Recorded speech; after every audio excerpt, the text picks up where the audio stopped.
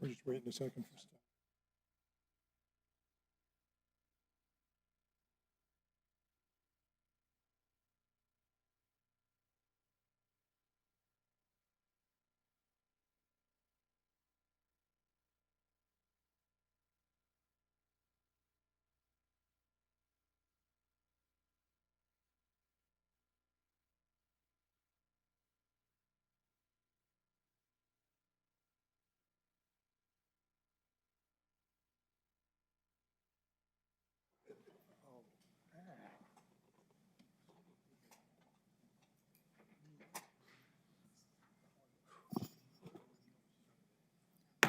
Okay, I'd like to call the meeting of the Planning and Zoning Commission for October 9th to order, 9 a.m. Could we have the roll call, please? Please silence your cell phones, tablets, anything that's going to make a noise. We have more than enough noise coming from up here. We don't need the phones and stuff too. Okay, roll call, please. Commissioner Uranga? Here. Commissioner Lear? Here. Commissioner Garcia? Commissioner Fisher? Here. Commissioner Acosta? Present. Chair Zerniak? Here. And Chair Zarges. Here. Okay. Approval or changes to the agenda? Hearing none, can we get a motion on the agenda? I'll move that we approve the agenda as presented. I second. Okay, motion by Commissioner Lear, second by Commissioner Fisher to approve the agendas. Those in favor signify by saying aye. Aye. Opposed? Abstentions? We have an agenda. Approval of the minutes. from I'd like September to add 25th. on the minutes, the title shows a date of 8/28 instead of 9/25. Well, now this one's been corrected. I'm sorry, the one on the online. Well, let me check it. It's had it at 8/28. Has that been corrected? It's been corrected. Never mind. I have one question, however. We had on the minutes, when we say no to a proposal, we usually have to give justification, correct? And in some of the other previous minutes, I had read that we always cited what that objection was. And on these, I did not. Was that because it was a unanimous vote, or? Chair, Commissioner Fisher, I think it's if the votes to deny a case, I think everybody has to, give their reasons. But even if there's denials from some of the commissioners, but if the majority still votes yes for it, I don't think we have to make those statements. You don't? Okay, thank you. That's all I had. Make a motion. I move for approval of the minutes. Second. Okay, moved by Commissioner Fisher, second by Commissioner Lear to approve the minutes of September 25th, 2025. Those in favor signify by saying aye. Aye. Opposed? Abstentions? Minutes are approved. Old business. Chair, there's no old business. No old business. New business, case Z 25016, zone change submitted by Chris Lyons.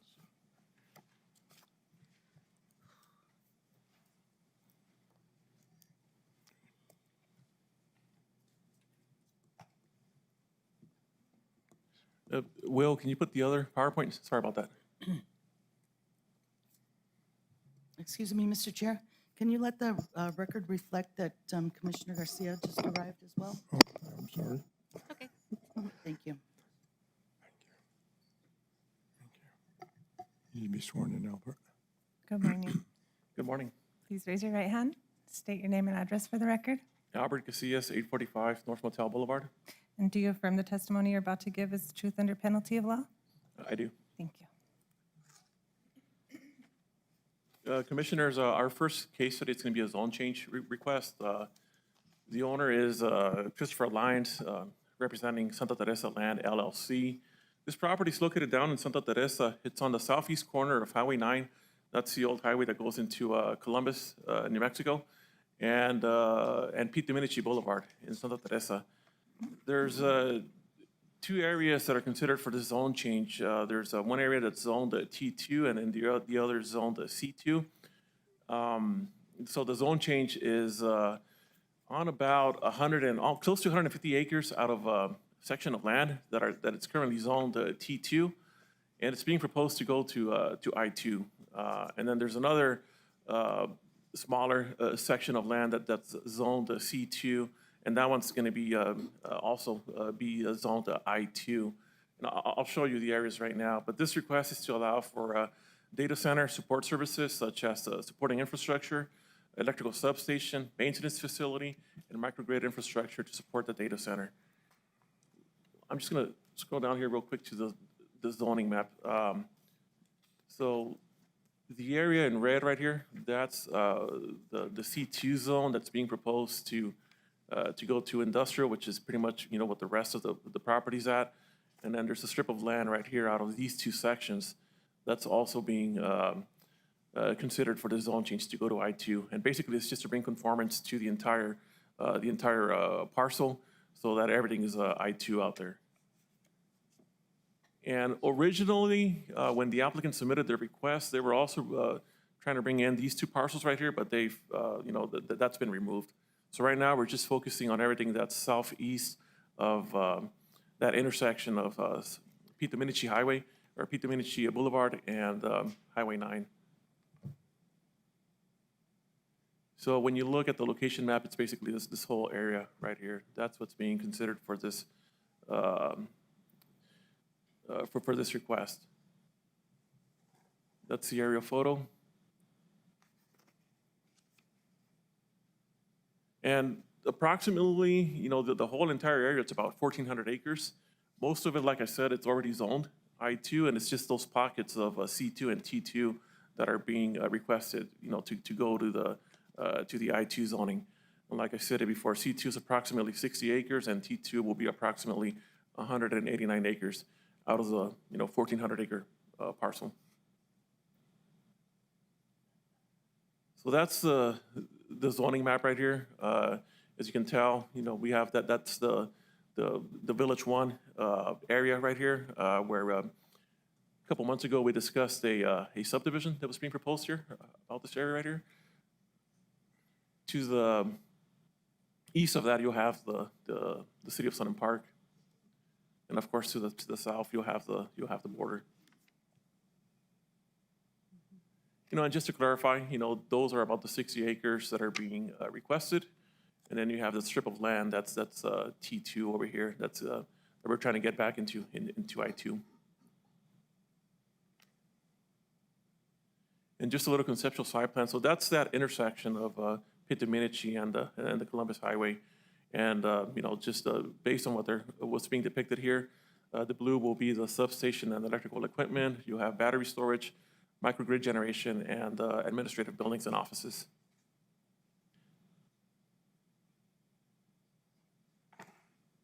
And overall, out of the 1,400 acres, you'll have the data center sites. Those are the blue squares that are being depicted there. And then the support services will be the squares that are in the maroon.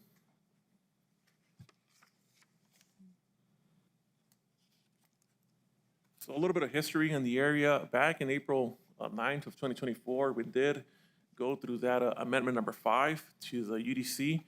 And that basically took in, the zoning back into the county from CRUA. Before everything had to go through CRUA. Now everything comes through us. So we ended up taking in Appendix DD, which was the new urbanism district regulations. For that, that was for this area right here, because that's basically its own, the master plan area. It has its own separate zoning code. So that was part of that amendment. And of course, the official zoning map of Doña County. So prior to that amendment, everything out there was pretty much zoned performance district. And then, of course, we looked at the zoning map, and it went from PD zone to I2, and a couple of the pockets of C2 community commercial. Under the I2, what can you do under the I-2 right now? Well, I mean, it's medium industrial, so you can have anything from borrow pits, batching plants, warehousing, ground transportation terminals, food and fiber processing, renewable energy facilities. I mean, those are just some of the uses that are allowed out there right now by right.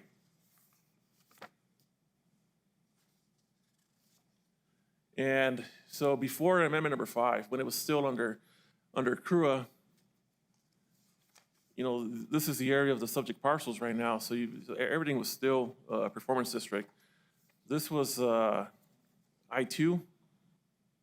That was I-2, but for the most part, at least when it comes to the subject area, everything was performance district. And we just got to remember that under performance district, basically any use was allowed as long as they came in with the site plan and they went through the public hearings. Then it would be approved. So it's basically just on a case-by-case basis. Whether it was commercial or industrial, it had to go through that process. This blue right here, it's industrial, but that's one of the first solar generating facilities that went out there. And after, you know, amendment number 5 passed and got adopted, well, you know, we see that a lot of that area that was originally PD became industrial. So I-2, some commercial uses, and then T2 over here to the east.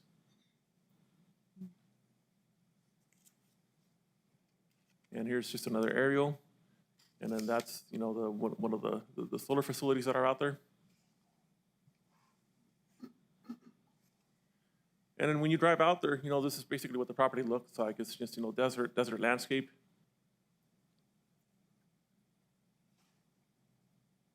This is Pit Dominici looking south towards the border. So that's the intersection of Pit Dominici and Highway 9 on the east side of Pit Dominici. So this would be, you know, one of the main entrance to the facility. And that's the highway that goes into, you know, that heads west towards Columbus. And that's just the existing road that's out there right now.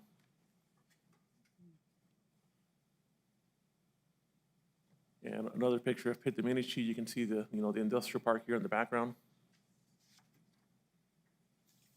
And Pit Dominici looking south. So for zone change, these are the sections of the UDC that we have to look at. Those properties were, this is a notification map, and like I said, originally they were including, you know, those pockets over here of commercial. So, you know, when we did the original letters of notification, we included that area as well. And 27 letters were sent out. Legal ads were posted on the Sun News. Signs were posted on the property. When we look at the decisional criteria for zone changes, potential number of homes, you know, it's not a residential development. There's on population, it's not applicable for commercial use, demographics, no impacts to demographics, traffic flows and impacts. They will need a New Mexico DOT driveway permit to access the property, and I'll let the applicant address that to see how far they are with those negotiations with DOT. So the zone change will allow the applicant to operate data center and support services, such as supporting infrastructure, electrical substation, maintenance facility, and microgrid infrastructure. When it comes to water and sewer needs, as the county takes over water and wastewater operations from CRUA in the Santa Teresa Industrial Park in 2026, it will directly oversee the water and wastewater services associated with the site. Records of service will be publicly available, and the commission will receive regular reports on the system capacity and function. This is going to allow the commission to ensure there is no adverse impacts to other customers in the area. Existing infrastructure capacities, there is, you know, staff does believe that there is sufficient infrastructure capacity for the proposed use. Borderplex Digital are in contact with the local utility providers to ensure power and wastewater capacity exists to service the site without harming existing users. There's been no evidence submitted that there are endangered or rare species of animal and plant life in the area. Per Borderplex Digital, environmental and cultural surveys have been commissioned to ensure no adverse impacts to these sensitive areas occur as a result of potential development. The property has direct access to Pete Dominici Boulevard. Like I said, the majority of the project within those 1,400 acres, as well as surrounding properties, are already zoned I2.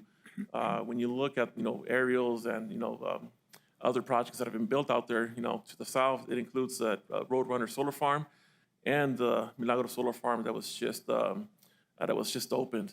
That's about 1,000 acres of solar fields that are out there right now. If approved, buffer landscaping, road improvements, applicable fire, life safety, and building service requirements will have to be met during the building permitting process. And applicant will implement best management practices that are identified, noted, and included in reviews and conditions required for the zone change during the building permit application.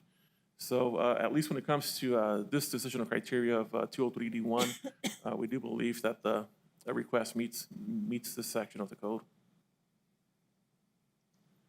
Does it meet the goals of the comp plan? We believe that it does under Goal G 2.2, developing in existing locations with existing infrastructure as extended as necessary, supporting industry with transportation options under Goal G 5.2. There's a couple of sections here under economic opportunity, Goal G 6.8, coordinate development and transportation, protect and enhance the county market for goods and services, G 6.13, match job skills to business needs. Miller criteria. When we look at change of conditions out here, we do have evidence of a change of conditions making the zone change reasonably necessary to protect the public interest. I stated earlier that we did approve amendment number 5. So with the approval of this amendment, subject properties that were zoned I2 and C2 from that PD district. Also, last month, the BOCC voted to approve an ordinance authorizing the issuance and sale of industrial revenue bonds, IRBs, for the site, which was a significant step forward for one of the largest private capital investments in New Mexico history. So that IRB was approved for this project specifically last month. And next week, the BOCC will be voting on the LEADER project ordinance for this development as well.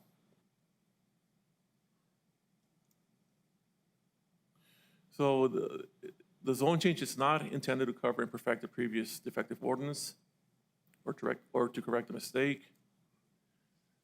We don't believe that this zone change would be considered spot zoning. There's other, industrial uses surrounding the site, aside from the zoning, which in basically almost the entire parcel is already zoned industrial. We do have those solar fields to the south. The C2 zone that's being proposed to go to I2 is approximately 60 acres. The T2 portion to the east of to the eastern boundary of this site, it's about 190 acres. And the total area, it's approximately 1,400 acres. Benefit to the community, it is going to have a major economic impact. It's going to create at least 750 new full-time positions and 50 part-time roles within 3 years of operations, with average annual wages between $75,000 and $100,000 plus benefits. 2,500 construction jobs during the 2025-2028 build-out phases are being projected. And there is a commitment to Doña County First hiring strategy to prioritize employing local residents and vendors. I'm also going to mention the Santa Teresa Master Plan. This plan was adopted back by the Board of County Commissioners in 2008. There's been, several changing conditions in the area during the years since this master plan was approved. Recent events, like the adoption of Amendment number 5, expansion of the Santa Teresa Industrial Park and new industrial uses, it's making it necessary for staff to move forward with an updated master plan for Santa Teresa. Staff is currently working on the scope of work, and we have obtained funding for this project, but we're at the very preliminary stages of this right now. So this was the part of the master plan that was approved back in 2008. So the subject site will probably be somewhere in this area, which was set aside for mixed use residential. But when I toggle back and forth between what's currently out there under the existing zoning and what was approved back in '08, I mean, it doesn't, it doesn't match at all. Here's just a little smaller version of that master plan, but we can see that this area, it's pretty much all industrial right now. Even up here towards, south of the original industrial park, everything's already been industrial.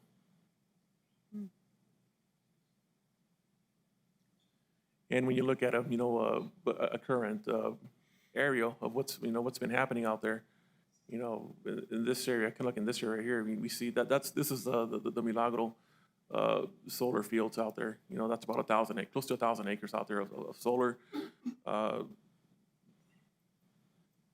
And that's the Roadrunner one. And you can kind of see where Santa Teresa, where the industrial park has been expanding, which is kind of like in this area out here.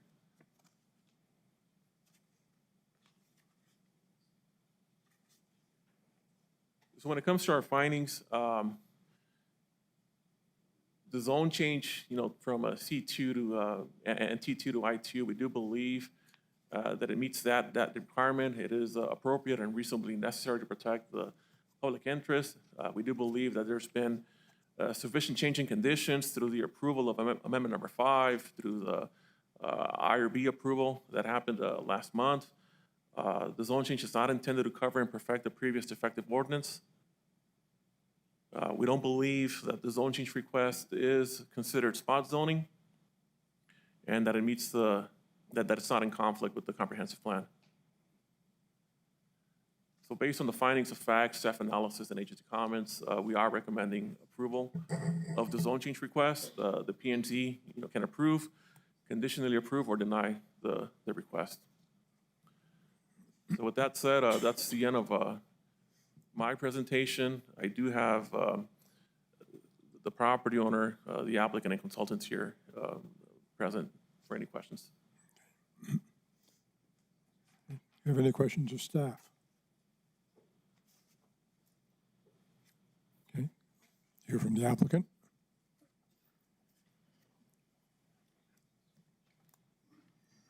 Good morning, Good Mr. morning. Chairman, Morning. Commission members. Good morning. My name is Chris, Can you please raise your right hand and state your name and address for the record? Christopher Lyons, 2660 Airport Road, Santa Teresa, New Mexico. Thank you. And do you affirm the testimony you're about to give is the truth under penalty of law? Yes, I do. Thank you. Morning. Mr. Chair, Good morning. is it okay if we address you as Chris? You're not new to the area, so instead of Mr. Lyons, it sounds too formal. Yes, Chris is fine, Thank you. or anything that comes to mind. I wouldn't go there. So, good morning, Mr. Chairman, Commission members. I'm bringing this to you today because of this project that we've been working on now for probably about a year. And it's changed over time, and it's grown over time. We really didn't know the final what this would look like until very recently. But I think if you go back to the zoning map, the one prior to this, I've been before you when the UDC, we changed the zoning for this whole area. And the original master plan for Santa Teresa was done before the Union Pacific put that $500 million rail facility in there.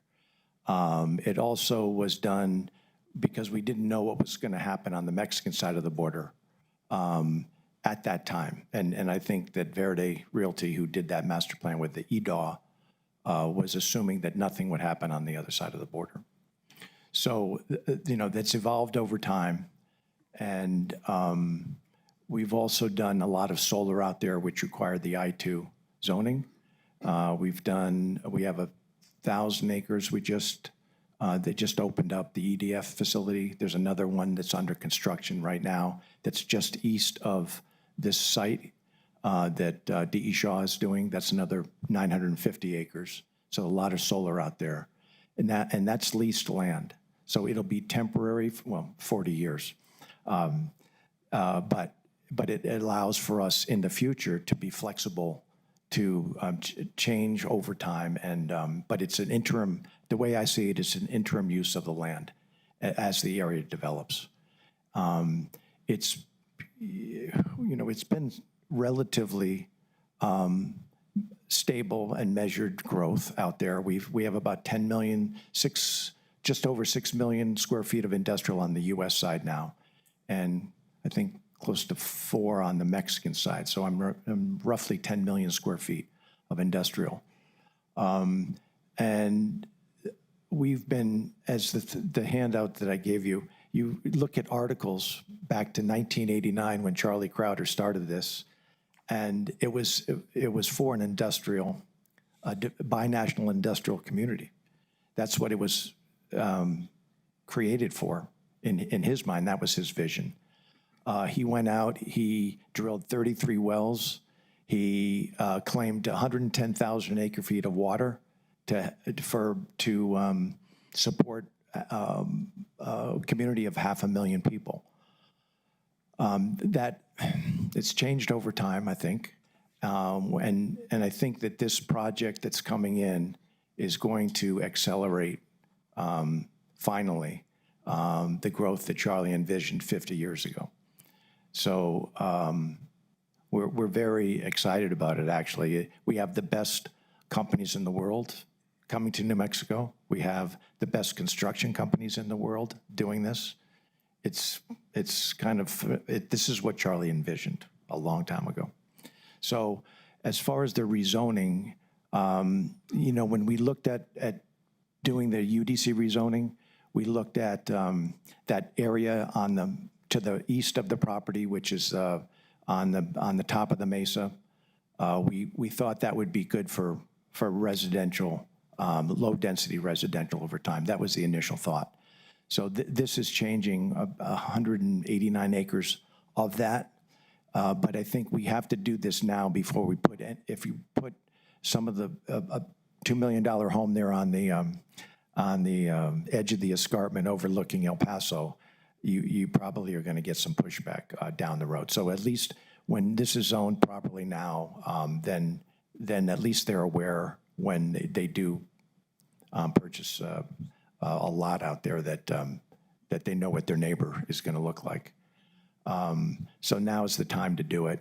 The northeast, or the southeast corner of Dominici, or 136 and Highway 9,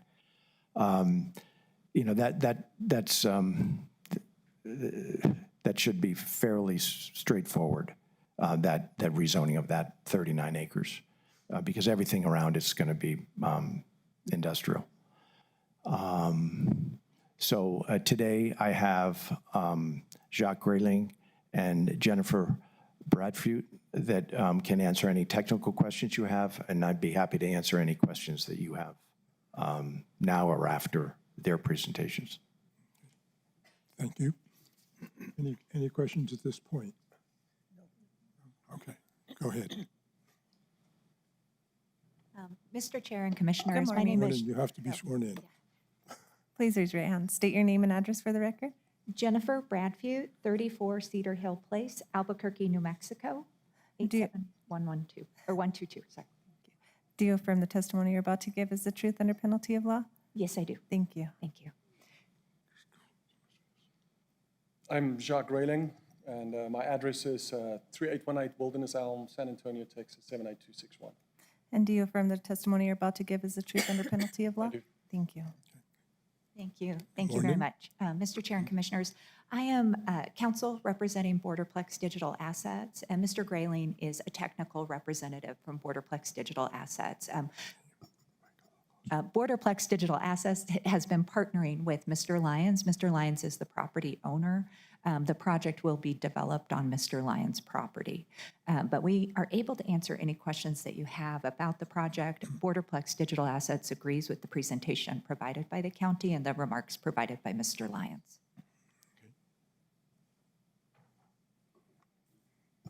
Commissioners, questions? No. Yeah, Bill. On the conceptual site plan, in that, I guess it's the northeast corner, you removed a zoning request, and I'm wondering why you did that. Are those support services no longer needed? Yeah, I can provide an answer on that. So we were essentially looking at, potential additional land on that side, but we decided that it was no longer required. We were able to change our design a little bit and accommodate it on the parcel that you see there right now. So yeah, it was initially something we wanted to do, and we just realized we can actually do it on the parcel that we had. So I guess the other question is the C2 the most appropriate zoning for that corner? I mean, is that what you want, or are we going to see a change to industrial in the future? I'm going to let Mr. Lyons address that. Mr. Chairman, Commissioner Zernick, I think what's going on here is that this is moving very fast. The design, the optimal design for that property, it's 285 acres, of which that 39 acres would be part of it, is needed for the electrical substation and the actually on the south of that, I think there's some generating facilities. But for that corner, they need it for the plan for the power generation. So I want to make sure we're talking about the same thing, Chris. Yeah. I'm talking about this parcel right here, where you remove the zoning request? The one to the west. So the parcel to the furthest portion to the west, it will currently not be used for this project, and so we decided to eliminate it from the zoning request. We do not know how that parcel will be used in the future going forward. So what we have created is a cohesive outline for the campus area for the project. And now that most western tract that we had originally proposed to rezone is not going to be included within that campus outline. And so we did not want to presume and ask for zoning that would not be included in the campus, so that it would be available for other users in the event that somebody else wanted a C2 use. It will be located near the industrial campus. The area, as shown by the county, is widely zoned for industrial uses within that area. So it could be entirely proper to zone it for industrial use in the future. We did have that in the application. We do not need it for the campus that we are proposing. Okay, thank you. Thank you. Anyone else? No? Commissioner Acosta? Chris stated that we could ask questions. Yes. Technical and otherwise, Chris, for transparency and information for the general public regarding the zoning. There's a lot of information that probably was not totally disclosed. And one of them would be probably environmental and cultural surveys.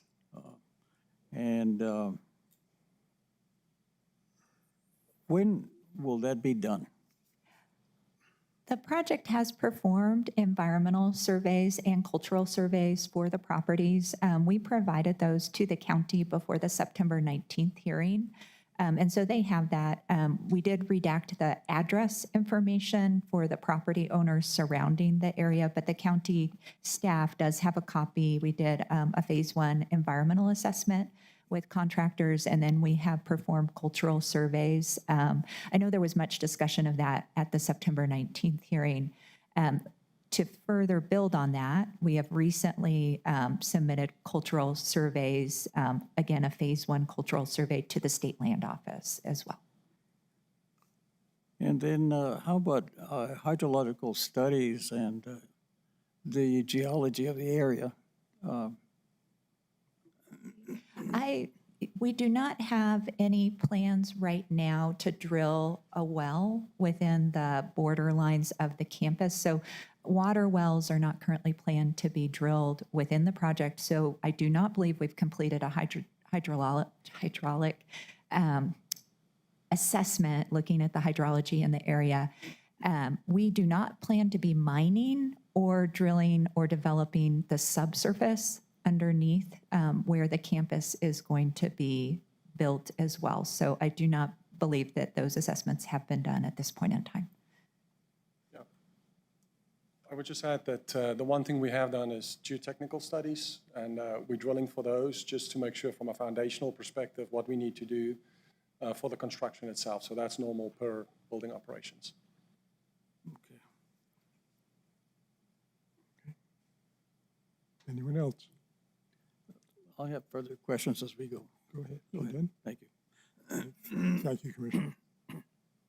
Okay. Any other members of the public who wish to address the board in support of this project? Come forward, please.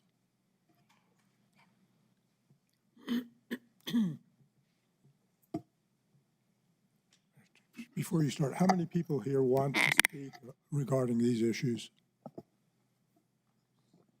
Okay. Why don't you give your names to Eileen, please, over here at the desk so that we can maintain some order on this thing. Good morning.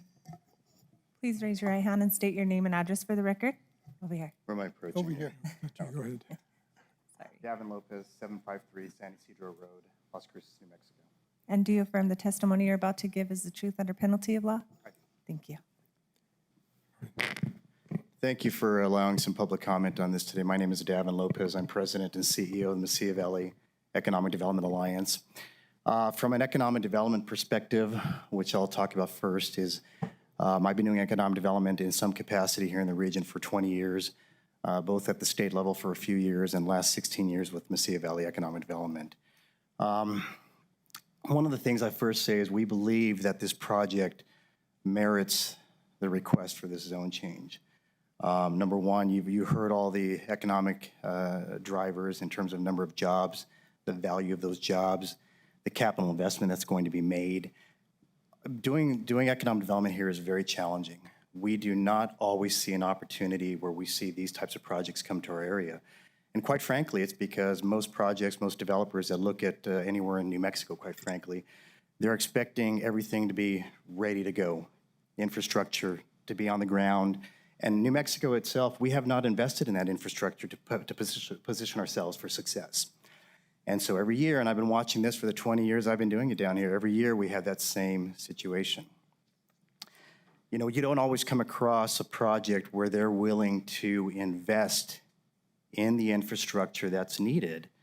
That's not only going to help support the project so that our tax revenues aren't, you know, having to fund that infrastructure in place, but also you see projects that are bringing more to the community and value and quality of life to the community and trying to fix some of the challenges we have. Where else will those revenues come from?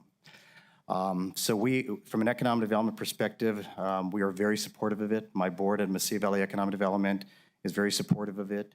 And I will say, you know, I've known the applicant, Mr. Lyons, for 16 years, as long as I've been here. And I can honestly say he's always been a very good steward of the land as a landowner, as an industrial landowner down there. And there's been many times where we're trying to work on projects that he doesn't agree with that would be beneficial probably to him, you know, fiscally himself. So he's always been a very good steward in terms of balancing the land use with the economic development activity so that, you know, so that he can fulfill that vision that he mentioned Charlie Crowder saw so long ago. You know, over the years, doing economic development in Santa Teresa specifically, we've always thought, well, we need a game changer to get going. We need that game changer. You know, we thought years ago it would be Foxconn when they located on the other side of the border. We thought all the supply chain would follow. It just didn't really live up to the vision that we expected. Union Pacific, you know, it's a great resource in terms of logistic flow and putting us on the map, but it just didn't bring the end users and the job creation outside of that we expected. We're always kind of waiting for this game changer to take place. Here we have one that we can wrap our arms around and really make a difference going forward. There was an article a few weeks ago regarding Project Jupiter, and it referred to 20 years ago that the county commission turned down a very large housing project down in Santa Teresa because at the time it didn't address affordable housing. Well, if you go up there today, I'd ask you to count how many affordable houses there are. There's not one. I'd ask you to count how many houses there are up on the mesa there. There's not one. So 20 years later, is that really progress? Who else are we going to wait for the next game changer to come and make a difference here? Here we have that opportunity, and quite frankly, I don't know if I'll be around in 20 years to see another project like this again. So I thank you for your time. I'm happy to answer any questions based on what I said today or from an economic development perspective as you see fit. So, thank you. Thank you, sir. I'd like a, Davin. Great.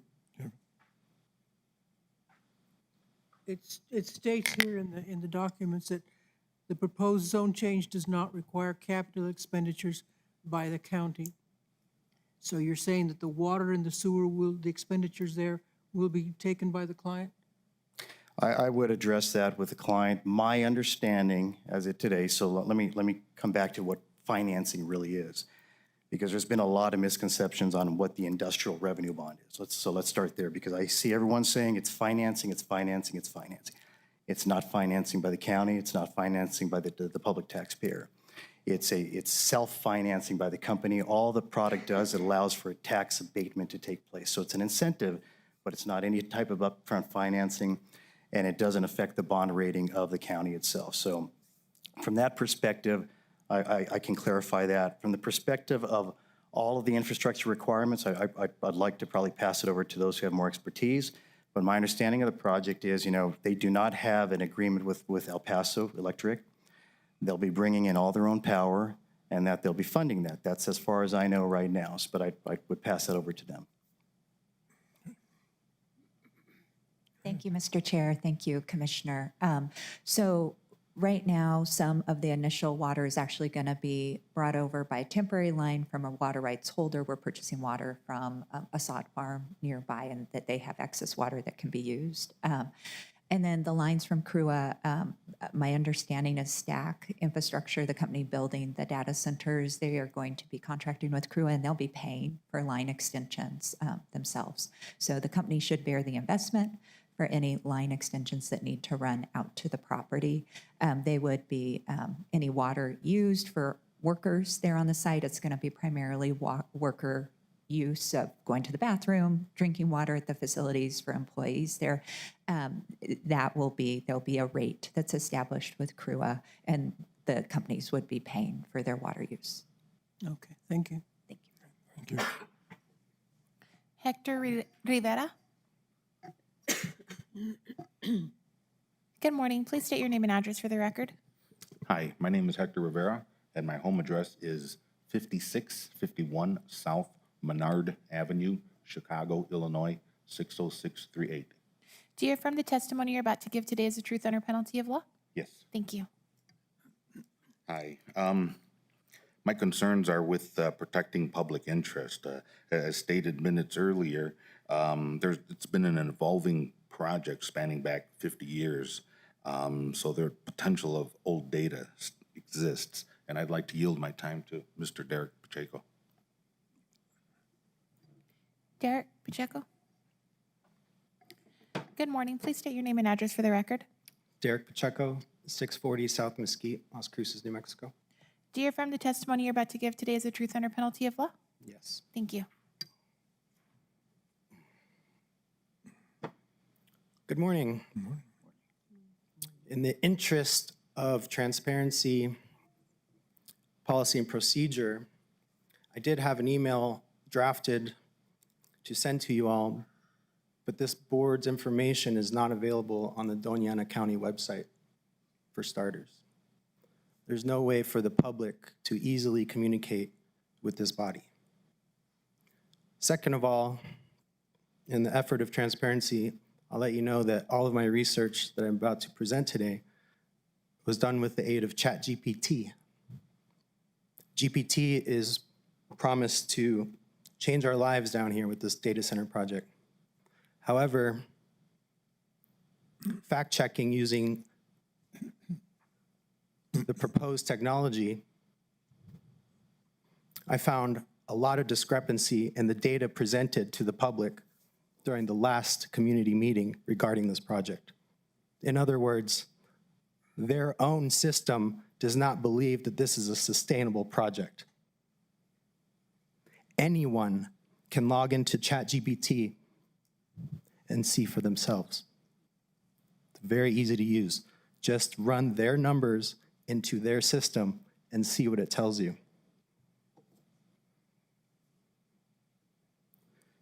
Santa Teresa. That's not how we say it. Santa Teresa is what we're talking about here. We can't invest our way to clean water. It's a finite resource with 30 years projected for clean, fresh water. This is a 30-year land leaseback contract with the developer. Why not 40? Why not 100? Why only 30 years? Maybe because they need the finite resource of fresh water to operate. This is not a purchase. If they believed in this project, they would purchase and invest into this, which they are not. This aerial land use map looks to me like 100% bigger than any other map that has been presented to the public. The maps that have been presented are often out of skew, out of scale. Did you know that the closest point to the old map from the edge of the projected data center to the nearest home is less than 3 miles? This affects 2 countries and 3 states as far as the projected and documented death hum that is found in other communities. The death hum from the microgrid is affecting and negatively impacting residents less than 3 miles away. You can't say this is what Charlie wanted if Charlie isn't here. Charlie wanted to develop a country club and make some money, but he went bankrupt. We got a concerning text message from a PhD science teacher here in school. My family comes from a long line of educators, including my auntie, Linda Pacheco, who was an elementary school teacher here in Mesquite. About 30 years ago, she brought me in to train her and other staff there at the elementary school on how to use the Apple computers. Apple computers were thrown at that community to try to ease over some other vote, I'm sure. The problem is there was no training for those computers. The kids in Mesquite, they never got to learn how to use those computers. The promise that technology is going to save us and help us has not worked since technology has come to this area. We are going further and further away from an agrarian society, and we need to, at all costs, protect our water. Water is life. The concerning text message from the school teacher here, I'm about to read, goes like this. It's going to be a disaster, and we don't need ChatGPT to tell us that. This little area is effed. Many science teachers I know are talking about selling and moving. I have basically till the kids are out of college and I'm out. I'm planning to sell before then and before the average Joe catches on and rent something small and then move north. That's from your own PhD science community that is teaching our kids here. These are the conversations that are being had in elementary schools here in town right now.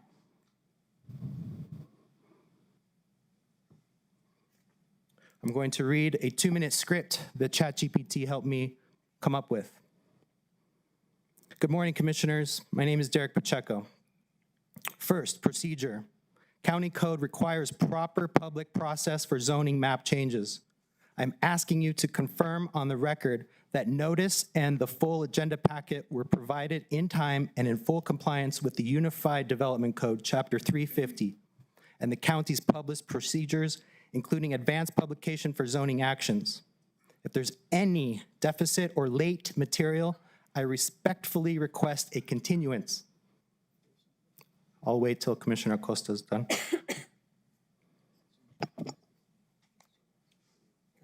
Mel? Just have one meeting. Should I start over, Mr. Acosta?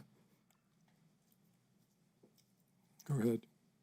I just wanted to confirm that Mr. Acosta heard my testimony.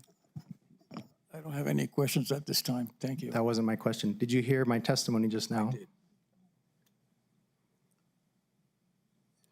Third, cultural and paleo resources. Sorry, I skipped second. Second, plan consistency. The rezoning must align with Plan 2040 and the county's sector plan framework, especially where infrastructure, community type, and adjacent land uses are concerned. This application has not demonstrated consistency or adequate mitigation for intensive industrial utilities. Please require findings that tie directly to Plan 2040 or deny. Third, cultural and paleo resources. This is a historically sensitive area with known fossil potential. We have literally found prehistoric dinosaur bones in this same area. This area has been called the Ellis Island of the Southwest, the most important migration corridor that has linked multiple countries and multiple decades of history. History that brought us here to farm and to live a nice life. This is the Camino Real. You're letting the fox into the hen house by letting them choose any contractor they want to come survey the area. I asked ChatGPT how dangerous that is. It told me. Members of the board, given the statewide drought emergency declared by the governor and the increasingly fragile state of our water systems, it would be irresponsible to approve a project of this magnitude without binding, independently verified guarantees of water sustainability. Project Jupiter's self-reports of closed-loop cooling and minimal water use must be scrutinized. It must. What is the makeup water requirement in an extreme drought year? What happens if aquifer levels decline? We request that P&Z require independent peer review of water balance models, caps on water withdrawal, with triggers to suspend activity if thresholds are crossed, and a legally enforceable mechanism to protect downstream or neighboring wells. We literally don't have clean water in Santa Teresa right now, today, because of arsenic levels. Where'd the arsenic come from? Did we forget about Asarco already? That whole area has been trashed, and it's been documented that we, as Americans, turn those stacks on windy days to blow that stuff south. Remember that? Asarco didn't just come out of nowhere. They had a fancy presentation with fancy people from fancy places, not from here. Davin's not even from here. He hasn't been here 20 years yet. Can't even say the name of the community correctly. It's disrespectful is what it is.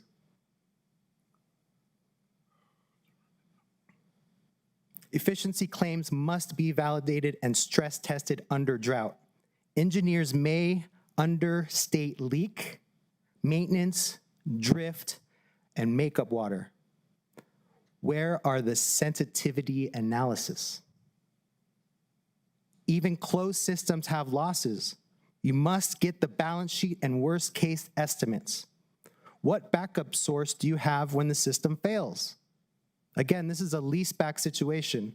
If there's any failure points, they're out of here. We're seeing this in Chicago, Illinois currently today. Again, ask ChatGPT where similar sites have failed and are currently failing today. It'll tell you. I want disclosure and proof. Water rights are not guarantees under drought conditions. Permits may be challenged or limited. You're literally stripping water rights away from food producers to give to these data centers. It was just disclosed before me. I have mail that has been sent to me via the United States Postal Office in an abundance of concern for life safety. Just this past week from Cleveland, New Mexico. I have an informant up there that is telling me that the OSE, the Office of the State Engineer, is up to some funny business at the Headgate waters. What's happening up north is directly tied to what's happening down here. Water doesn't just come from nowhere. It has to be reallocated and taken from somewhere else. Where is it gonna come from? I'm telling you, I'm getting letters of concern from up north right now. These are connected. P&Z's job is to protect long-term community interests, not rush to get every project done. We have existing zoning here. A previous board looked at this project of Santa Teresa and said, you know what? We're gonna put some protections in place. We're gonna put some zoning in place so that it gives us flexibility to ask for more protections, not less. For Albert to come up here and just kind of whoosh away that fact is concerning to me. This is the biggest project that Albert has ever worked on and will ever work on in his life. He is more concerned with keeping his job right now and where he might end up after. Let's keep it away from personal, okay? My apologies. Thank you. Let's move it along. I'll wrap it up here. Again, I would have emailed this all to you, so we would have had this covered. I couldn't do that, so I appreciate your patience with me.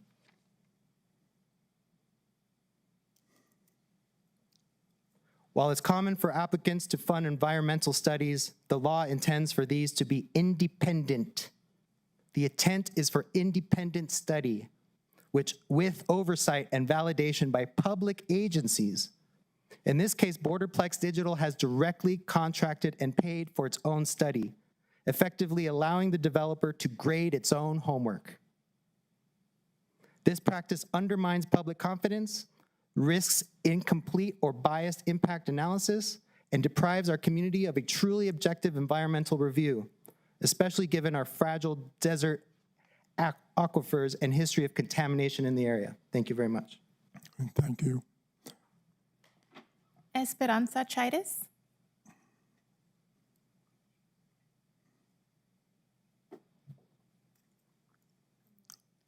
Good morning. Good morning. Please state your name and address for the record. My name is Esperanza Chaitis. I live at 700 East Court Avenue, Las Cruces, New Mexico. Do you affirm the testimony you're about to give today is the truth under penalty of law? I do. Thank you. Good morning. My name's Esperanza. As I mentioned, I'm here today as a concerned Doña County resident that stands in solidarity with frontline community members in Santa Teresa that oppose the construction of a new data center in their neighborhood. I oppose rezoning these parcels in Santa Teresa for the proposed data center because I have serious environmental concerns and public health concerns that I think would potentially result from rezoning this to an I2 medium industrial zoning district. My concerns have to do with the proposed construction of a natural gas turbines to power this data center.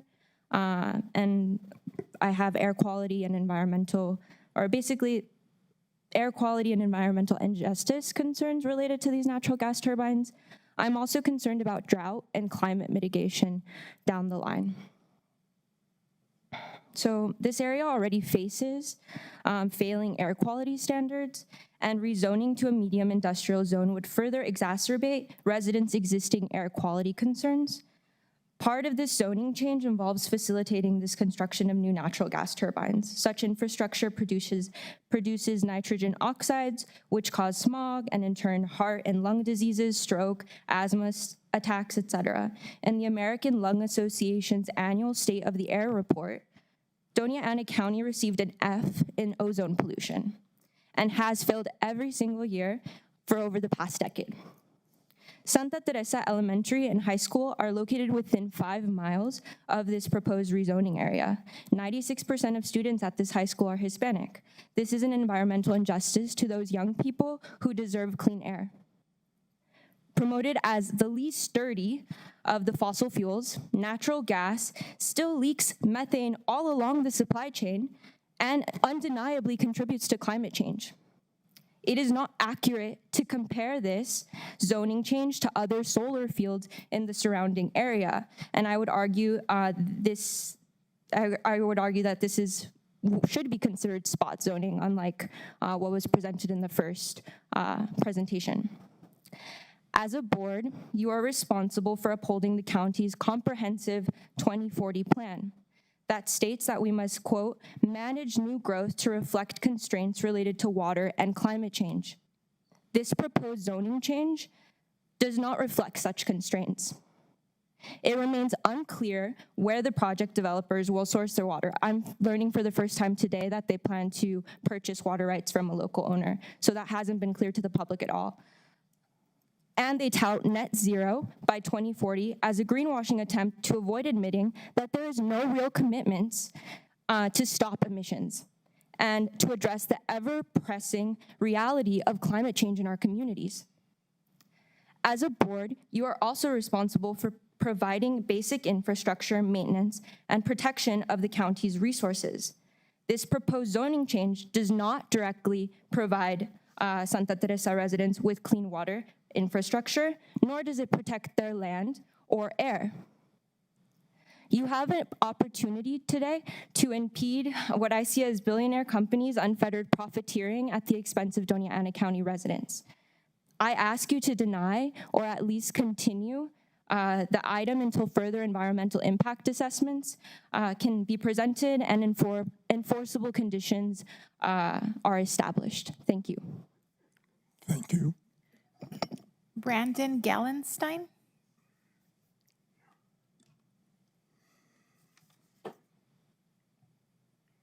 Good morning. Please state your name and address for the record. My name is Brandon Gallenstein, 605 McClure Road, Las Cruces, 88007.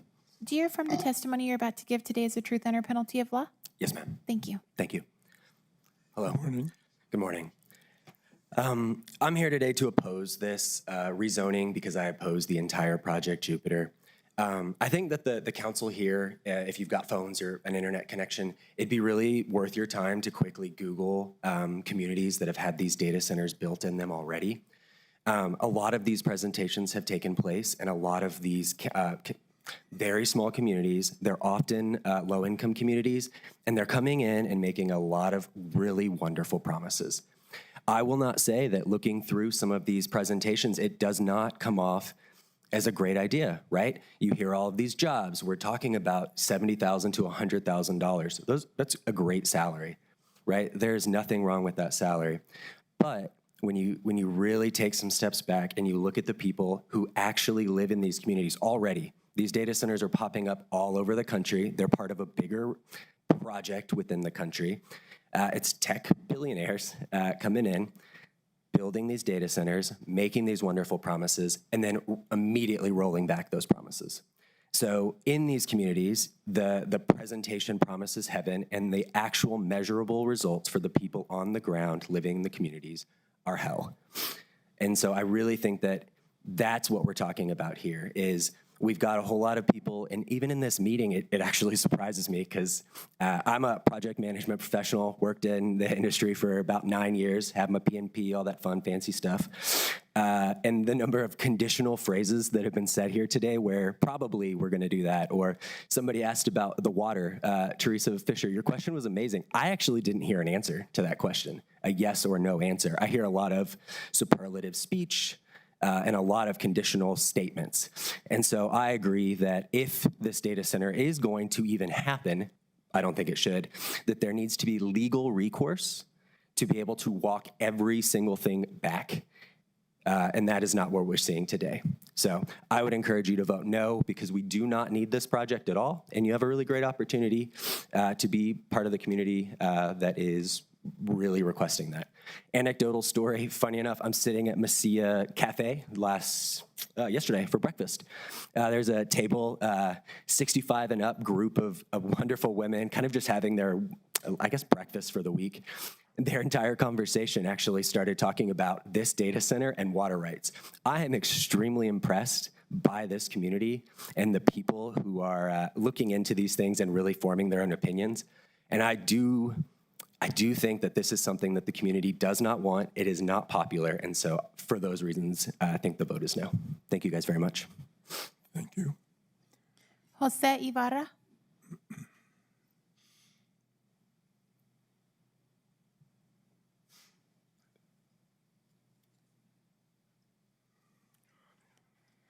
Good morning. Please state your name and address for the record.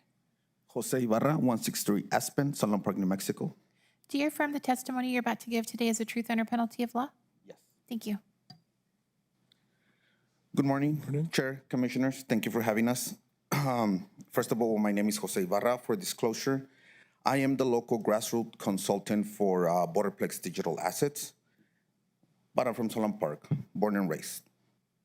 Okay, first of all, I just want to say it. I love it when people from other places, other communities tend to understand what we, the people of Solon Park, have lived through and what we go through day by day, especially those who come from long lines of educated families with much more resources and privileges than us in Solon Park. For most of us from Solon Park, we go into trade work, and very few of us are lucky enough to get a college degree.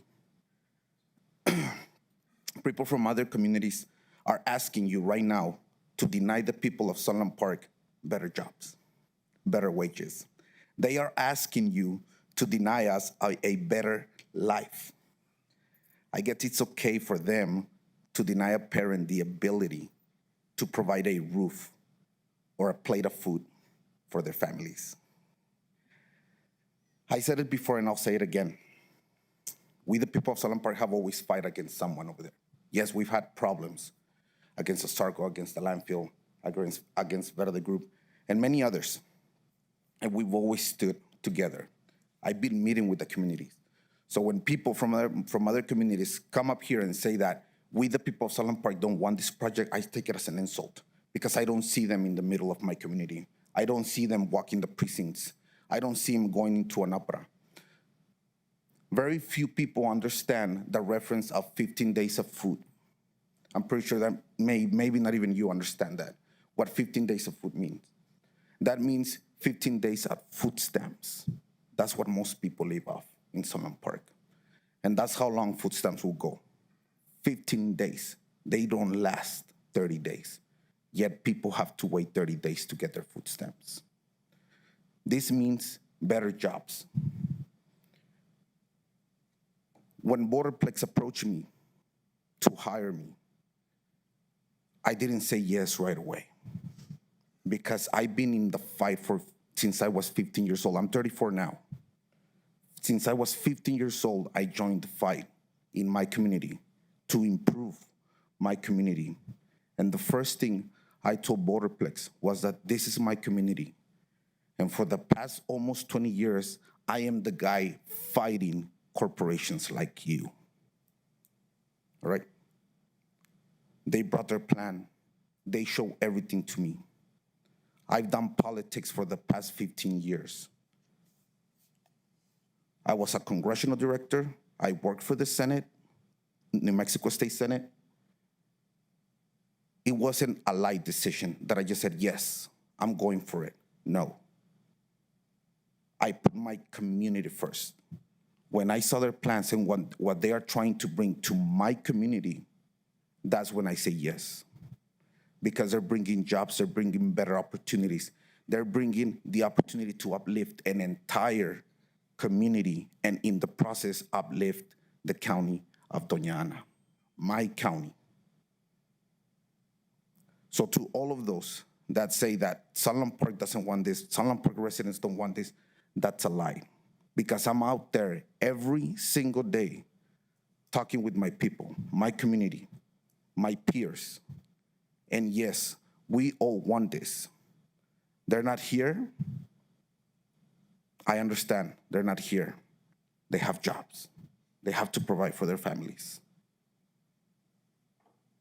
But I'm here. I'm here to speak for them. Maybe not 100% of them, but for the majority of them. We want this. Thank you very much.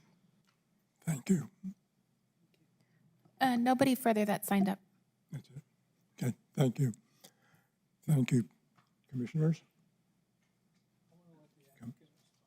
Yeah, I'm going to do that in a minute.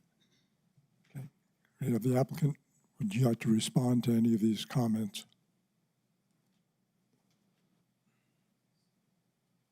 Thank you. I just wanted to respond to one point of confusion. Borderplex Digital Assets is not acquiring any water rights. They're just purchasing the water molecules. So it's just a purchase of water for use there. So there's no water rights acquisition involved. Okay, thank you. Jennifer, there were several points brought up. Can you address air quality? What kind of an impact air quality-wise from the data center? Yeah, absolutely. So the data center complex is going to be powered by a portfolio of power supplies. When you build an islanded power system, so you're building it from scratch, it's not connected to a bigger utility, you have to build baseload power. And that's what gives you your reliable, steady power supply so you don't give too much power where you have things spark and blow up, and you don't have too little power where you have blackouts and you don't have enough power provided. And so you need to layer on, if we think about the way utilities built back in the day, they had usually coal-fired power plants, and then natural gas replaced coal, reducing emissions levels. But they all started with baseload, and there's only 3 types of main baseload that are widely used throughout the United States. It was coal, nobody's going to coal anymore, natural gas, and then nuclear are typically the 3. You could have hydropower, that's not appropriate for this area, and I think we all understand why. And then you can have geothermal, but that's kind of emerging right now, and there is geothermal opportunity in the southern part of New Mexico that we're exploring, but the operator of those geothermal wells has been changing, and so they need a steady operator to operate those wells and get the system up and running. And then, so what we're doing is we will start with natural gas. It will have emissions related to the natural gas facilities. But we are layering on top of that then greener resources. So the goal is not to stay 100% natural gas. So we are in the process of looking at acquiring 300 megawatts of solar power. There's a lot of solar availability in this area, and there's the ability to site additional solar projects, which is part of what makes this area so attractive. And then we will need to get to net zero by 2045. The site itself is going to be equipped with some of the most efficient new technology gas turbines that are available on the market. So they run very efficiently, single cycle gas turbines, and then they're going to be equipped with state-of-the-art emissions controls. We are located close to a non-attainment area. In El Paso, there is pollution emissions that come up from Mexico. And so you're in a non-attainment area, you have to use state-of-the-art technology to meet all of the requirements from federal emissions laws. So it will be robust as far as emissions controls. Mr. Chair, Go ahead. you brought up the word power, right? Yes. Okay. When you convert watts to horsepower, how much horsepower would that, and if you can expound on it, say I had a locomotive, right? So we can have a visual concept as to how much power you're going to generate. I'm going to bring in the engineer. Well, let's just, can you just reframe that question again? You're trying to understand how much power and what it relates to? I know a lot of people relate horsepower. it to volumes of homes and Right. so forth. So, you know, I can't give you the exact answer on that. I mean, that's a calculation we can do. But, you know, from a phase perspective, you know, we talk about megawatts in terms of what we're going to produce. And, you know, that's required to obviously power the equipment that's going to be inside that facility. And so, you know, from a phase perspective, we're looking at, you know, 700 to 900 megawatts to start out with. And that would be probably a couple of thousand homes. I can't give you that exact number in terms of how many that would be. But again, that is power that's generated off of the grid. We're not pulling any power from any utility. It is self-sustained, self-generated power that comes from there. Now, one thing to also mention, a lot of comments about water, and I've seen a lot of the hearings and various things around that. One of the things that's not been mentioned is that we actually, equipping these turbines with a technology called TIAC, or it's a thermal inlet air cooling. And so what that is we will have storage tanks, and there's an initial fill to get the tanks full of water, and we'll use water from the sod farm to do that. So that's not pure clean drinking water. We will clean that water and utilize that. We'll fill the system. And then what happens is, and when we say a closed loop system, there is no evaporation that comes out of a closed loop system. That's true for the data center and true for this TIAC system as well. So you can think about it as your car driving, and you've got a radiator in your car that's taking air coming from the front, and it's actually got a coil, and it's cooling that air. And that's how you get, conditioning inside your car, and it keeps your engine cool and so forth. But you don't top up your car the whole time with water. You only do that when you have leaks. And so if there's leaks, we'll fix that. But I mean, this is state-of-the-art systems with, industrial pipes and all sorts of things like that. So one-time fill for the system. So there's no real top-up that needs to happen through the life of the project, really. If there is, it's maybe a couple of gallons, not even hundreds of gallons, a couple of gallons to fill the system if need be. But that's very, very rare. But then what this TX system does is you have air coming in from the desert heat, and as long as that air is, let's say the air is above 45 degrees, we cool that air. So let's say it's 50, we cool it down to 45 degrees with this system. The air goes through and the turbine takes that air. It's cooler, and so it's more dense, and the turbine runs more efficient. So we're able to produce more power from the turbine using less gas. But then the beauty that happens is moisture out of the air gets captured by these coils. It's not evaporation, and it condenses against these coils. We then capture that water, and we are able to utilize that water. And that is clean water coming out of the atmosphere. That water that we'll produce on these megawatts is about 70,000 gallons a day of water. That is not that we're sourcing from anywhere. It is purely from a process that's in a closed loop system, condensation, and you're able to utilize that water, 70,000 gallons a day at peak. Now, there are some periods during the year where that system will not operate because the air is cooler than 45. And so then you'll just bring in the normal air, and the turbine will run efficiently. And so the tanks that we'll have available to store this water will be a couple of million-gallon tanks. And so we will have a lot of water in storage to utilize for whatever we need it for the facility, which is predominantly for outbuildings, and some wash down on some of the turbines every couple of months to maintain them and so forth. But that will be ample amount of water as well. So that's just, I think there's ways that we are doing and trying with technology to make this as effective and as efficient, and as Jennifer said, state-of-the-art equipment we're using, specifically from a turbine perspective as well. The emissions we're able to achieve with this is world-class. And the controls we will have for emission controls is world-class as well. So that's our goal.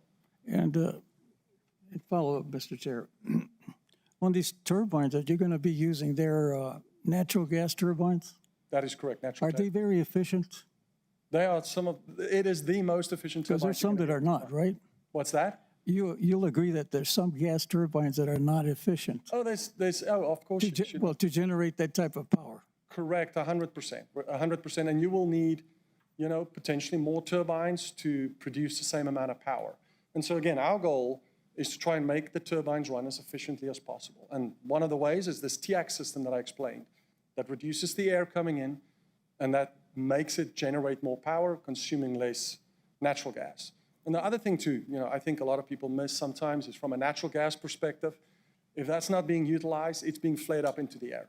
And so we are actually consuming that gas to power that, from a perspective. And then on the question of exhaust from the gas turbines, I'm sure you have on the environmental impact study you're going to do, right? 100%. I mean, and it'll address that. Am I correct? Correct. And there's strict requirements around air permitting and making sure that we are able to achieve that from an air permitting perspective, the volume of NOx that's allowed to be exhausted out of the air. And so again, we're spending a lot of money around, stacks to ensure that we are able to control those emissions to as little as possible and actually meet and exceed the requirements from the state and from the authorities. And as time goes, for a backup system, how else are you going to generate power for that plant? Yeah, so. Are you considering maybe nuclear, maybe? Yeah, so nuclear, we have got no plans for nuclear at this point. I mean, that'll be a very different discussion. But from a solar perspective, 100%, geothermal is the other one. And the thing is, you need baseload. And what baseload really means is, there's this belief that you can run a data center off of just solar or just wind. And the answer on that is it's just not plausible, because we need power consistently 24/7. These machines are running 24/7. And so the way you do that is with baseload. And baseload is the resources that Jennifer alluded to. And so one other way to compensate for that, you get solar with batteries. And the whole point of that is the solar charges the batteries and you are consuming power. So when, call it there's clouds or it's at night, you can consume power from those batteries. And that's how normal households can do that, right? Because they're not consuming an enormous amount of power at the same time. We do consume a lot of power. And so the batteries we're putting one of the world's largest battery installations will be in this particular location. And that battery is a 2-hour battery that'll give us the ability to support that facility. If we lose our natural gas or we lose our turbines, support that for 2 hours. And then when it goes offline, it goes offline. But that battery solution there is not necessarily for backup power. Yes, it helps us, but it's really to help with the fluctuating workloads you get through GPUs. Because what they do is it's really training workloads. So as the gentleman was using ChatGPT, that ChatGPT was trained and that went through training modules. And so that training happens in, call it this facility. But what he's reading on ChatGPT on his phone is actually being served from another facility. It's the same with some of these cars in terms of how they work from teaching them how to drive. Tesla, as an example, they train the software somewhere, but once it's trained, that module is able to be utilized somewhere and it can be consumed. And so from a training perspective, I've lost my line of thought again, sorry. I'm just going off and giving information. What was I saying?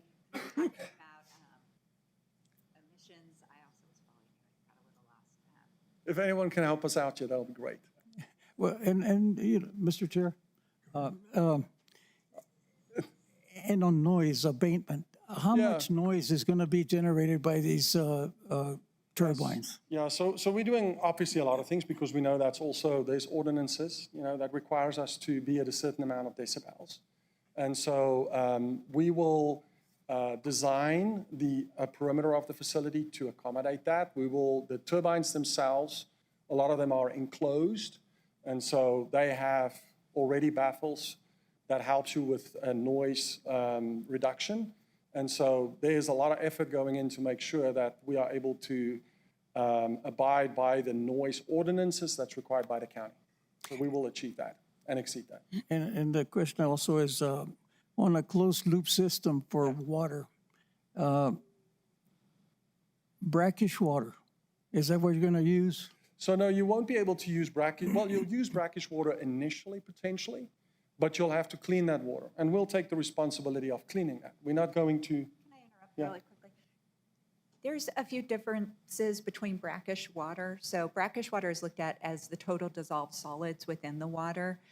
Brackish aquifers that people are developing under the strategic water supply in New Mexico are water below 2,500 feet. And so if you are taking water from an aquifer located below 2,500 feet, that's the brackish water the state is generally talking about desalination. But you have a lot of shallower water that has a TDS level, sometimes that qualifies as needing treatment. Brackish usually has TDS of above 10,000 TDS. So you've got a level of total dissolved solids above 10,000 parts per million, then that is brackish. It's almost like a brine water, and you've just got a lot of salt in the water that's got to be taken out of it. We have a lot of water in New Mexico that is shallower than 2,500 feet, that has a lot of total dissolved solids. It's salty.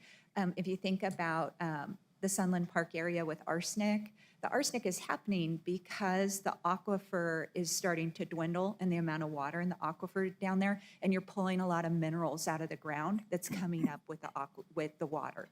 And so you can have a lot of shallower waters that have a high level of total dissolved solids, but it's not as high as the 10,000 TDS. And so that water, like coming from well water for the sod farm, will need treatment, but it would not actually qualify under the Office of the State Engineer's requirements as brackish water for the strategic water supply. So there, you can get confused about your water. We recognize that the brackish water we're talking about is in the aquifers, and that we need to clean that to provide that for our water system.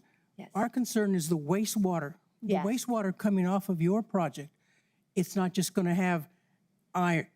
It's going to have other chemicals in it. What kind of treatment will you be doing before you put that back into the sewer system?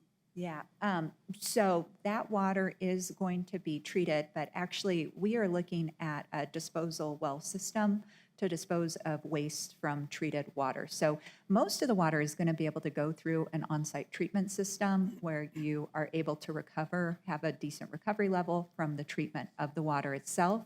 We want to save every water molecule we can. You are going to end up with a waste system, right, that's left, and that's the heart of your question. That needs to be disposed of, and it goes to a solid waste disposal facility. There are some permitted throughout the state of New Mexico, or into a disposal well. And it's not going to be a potable water quality after you've treated the wastewater, correct? But it is. No, it will not be potable. That's correct. Yes, it would need to go back through another treatment system. So our water treatment systems often take non-potable quality water, right? And then they treat it to a potable quality, or it could be used for non-potable water use. And tested before it goes into the sewer system, right? Yeah. Okay, Yes. on the NOx emissions, I recognize many of the people here have been living with refineries, with ASARCO, and we've had to endure a lot through the years that we've lived out here. That is the concerns we have with bringing in a big facility such as this. I recognize that your emissions restrictions, because you're on the border, are very stringent. Do you feel confident? Have you done the calculations? Will you be able to meet those requirements? Yeah, we have done countless calculations, and we have our packet, almost fully prepared for our air permit, and all of the results will be in there. Mr. Chair, Go ahead. on the desal program that is available in the state that our governor wants, right? What are you going to do with the discharge on the desalination? What is I'm sure you're going to address it on the environmental impact study, right? Yep. So Project Jupiter does not have a desalination project associated with it. That somewhere that got misunderstood by the public. We are supporting research that the county would like to perform on brackish desal. And that research involves drilling test wells so that you could get water samples from the aquifer. So you could characterize the water, figure out what's in the water, and then characterize the extent of the aquifer. How big is the water aquifer? So that further science was needed and had been identified by the county. And so Borderplex Digital Assets partnered with EPCOR, who EPCOR has in the past drilled test wells and helped characterize water. And we're fully supportive of the county's investigation of those water resources and wanted to be a supporter of that. But the project itself, Project Jupiter, does not have a current plan to have brackish desal on the property or as part of the project. And the other one, Mr. Chair, the question I have also is the probability of contamination of potable water into brackish water aquifers. How are you going to monitor that? You'll address all of that in the impact study, I'm sure. I'm trying to In other words, potable water will infiltrate once you pull brackish water out. I'm trying to think how brackish water would. So we have no intent of using brackish water on the site anywhere, and we have no intent of doing any ground discharges of water, of treated water anywhere. And so there's not going to be any brackish water put on the ground anywhere. We don't currently have any plans to use brackish water and mix it with a potable water resource. But do you have, if you could give me an example, I could kind of talk about how the water would be handled. Mr. Chair, with all regards, I'm asking this, Chris, because you said we can ask any technical questions, right? Yeah. So Yeah. I'm trying to disseminate information to the general public and make sure that we're all on the same track. And the reason for this, Chris, is this. It's not only the zone change, okay? The zone change is the zone change, right? But a facility of this size not only impacts that immediate area, it impacts the whole county. And so we have to take into consideration on the safety and general welfare of the public as a whole. And I'm sure you'll agree on that. And we live in a very arid state, am I correct? So we need to protect the environment to the best means possible. And this could implicate farmers. And let's face it, farmers are hardworking people. That's all they know. These are salt of the earth, okay? And we certainly don't want to lose our farming community. And these are the questions that kind of concern me tremendously because, we all come from a farming community. And so we have to protect these farmers at the best. These are first generation, second generation, third generation, fourth generation farmers. I mean, we have to address that issue. And Mr. Commissioner, I just want to make sure, because what I'm trying to understand is there's no brackish water going on the ground to mix with potable waters. So I'm trying to get to the technical, I don't see a possibility for it to happen. So I was wondering if you had a scenario in your mind where you're thinking or you're hearing from somebody that there could be brackish water put on the ground, but there is no, the project is not putting brackish water on the ground anywhere where it would mix with potable water. And has Please, there been an audit? Let's clarify the brackish and the wastewater. Yes. We're confusing, we're using these two Yes. words intermittent. It is not the same thing. The brackish water and waste, we're talking about wastewater coming off of their project. Is that water going to go directly into the aquifer and replenish, or is it going to go to a sewer system to be recycled? Thank you for that clarification. I greatly appreciate it. So wastewater used from the facility. So when we talk about the cooling systems, let's talk about what that wastewater is first. It goes into a closed loop cooling system that does not evaporate, right? So that water recirculates throughout to cool.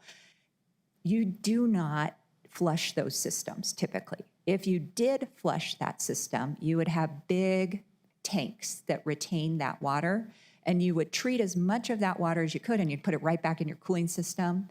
And then the garbage from that process, the bad water that you need to dispose of, would go to a registered commercial disposal facility. That is the correct way to handle that water.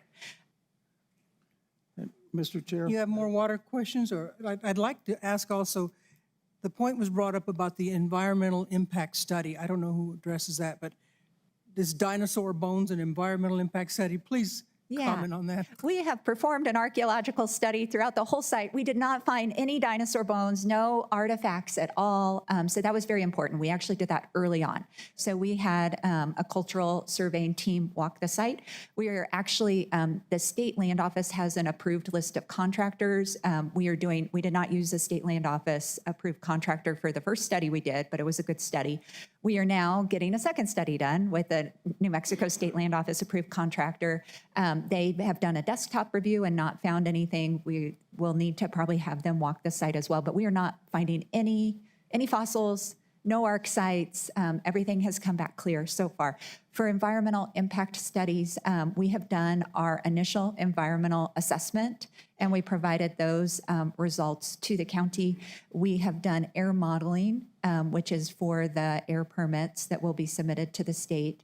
And then we will need to do for our construction permit, which we have not yet done, a more fulsome environmental assessment, but there are plans to do that. In the construction phase, you run into any of these archaeological, any of the bones or anything else, you will stop?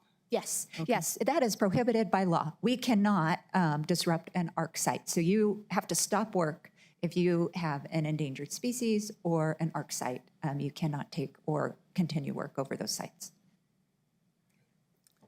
And Mr. Chair, the adjudication of water between the state of New Mexico, the state of Texas, and the state of Chihuahua, right? Okay. How is that going to impact your project? So, And has there been a water audit of that particular Bolsom or water aquifer, as far as you know? that's a fair question. We are not acquiring any water rights for this project. So we are just purchasing, there is a water rights holder just located right by the project that's selling us water to go into a hose for the project. It's part of their water rights. And so our project does not impact their water right adjudication. There's no additional adjudication. We're not taking additional rights.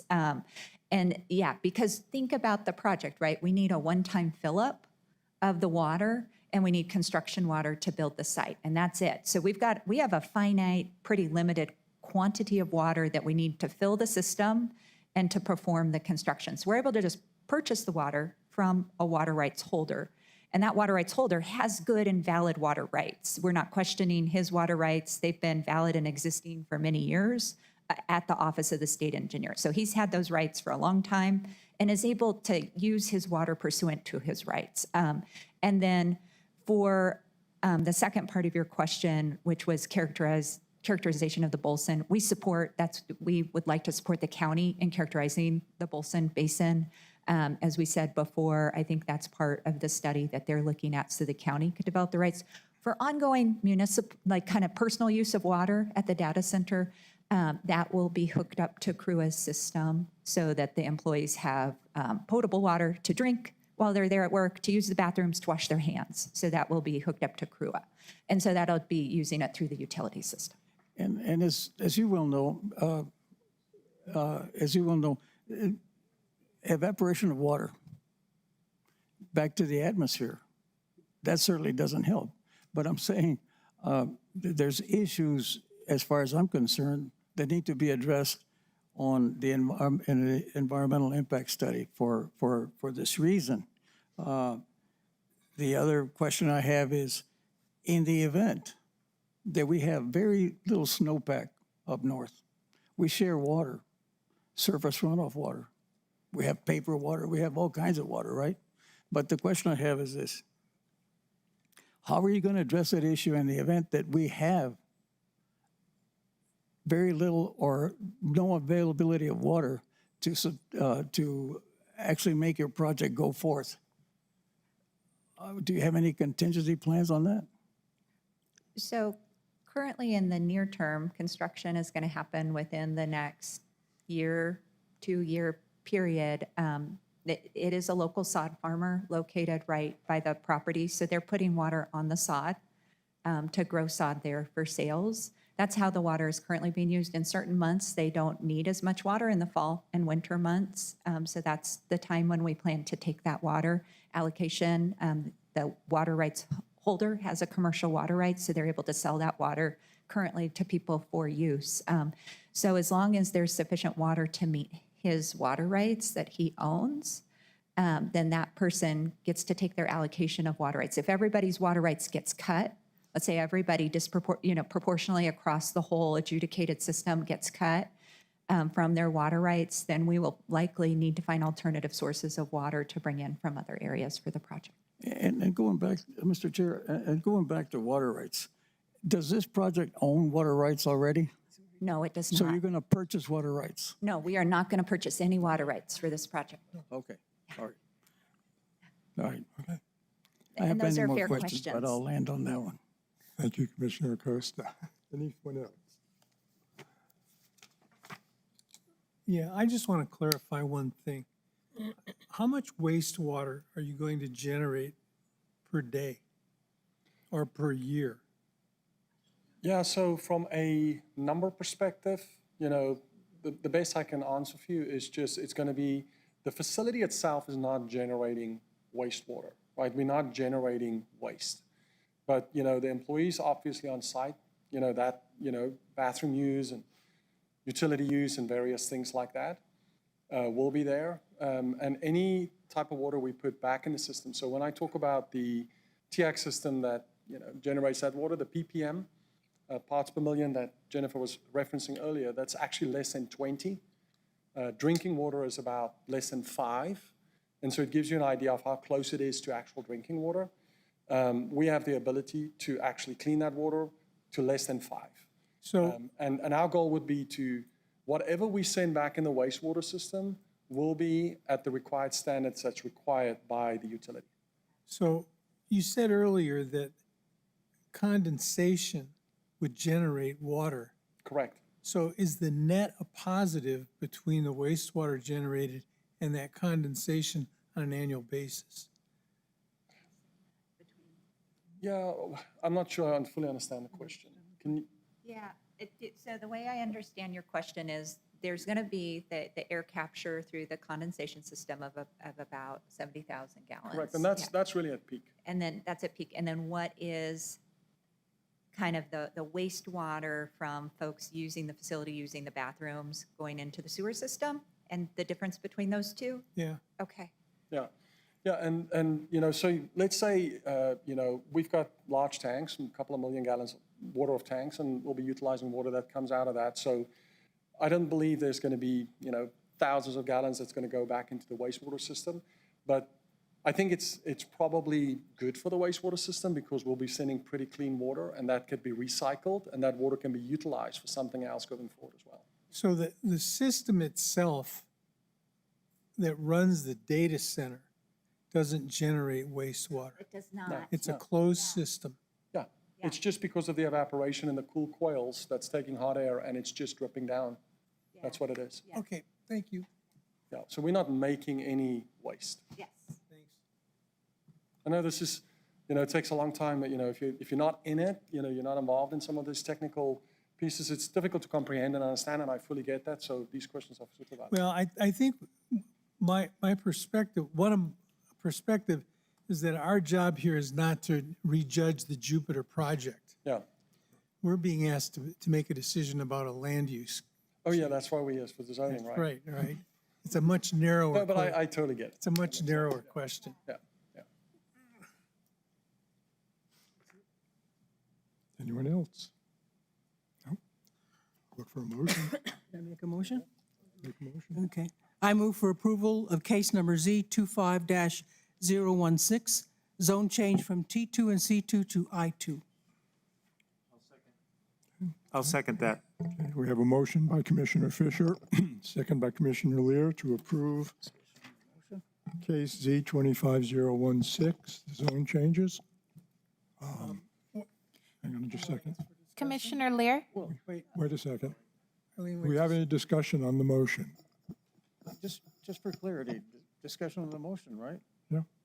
Is there discussion on the motion for clarity? No discussion? I think we pretty much have beaten this, yeah.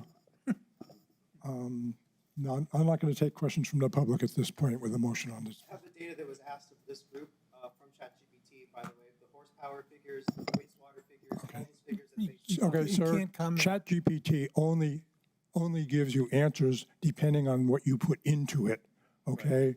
Okay, and we've heard the questions that you've asked it. Thank you very much. We have a motion on the floor. Call the roll, please. Commissioner Lear? Yes. Commissioner Odanga? Yes. Commissioner Garcia? Yes. Commissioner Fisher? Yes. Commissioner Acosta?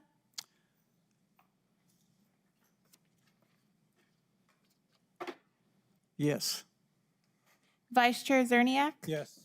Chair Zargis? Yes, Thank you. motion passes.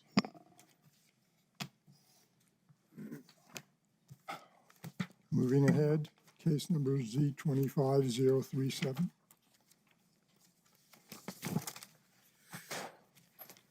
Mr. Chair, could we take a break? Yeah, let's take a 10-minute break.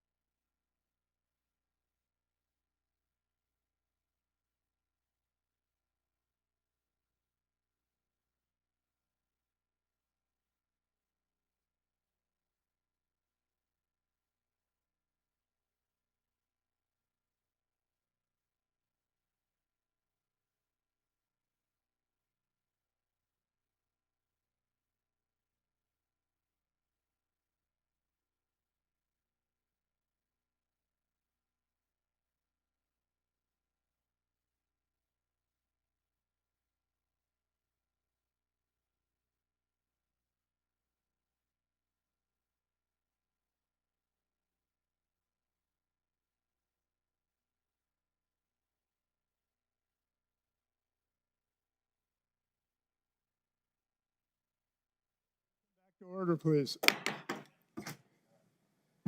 Case number Z20, I'm sorry, special use permit 25-037.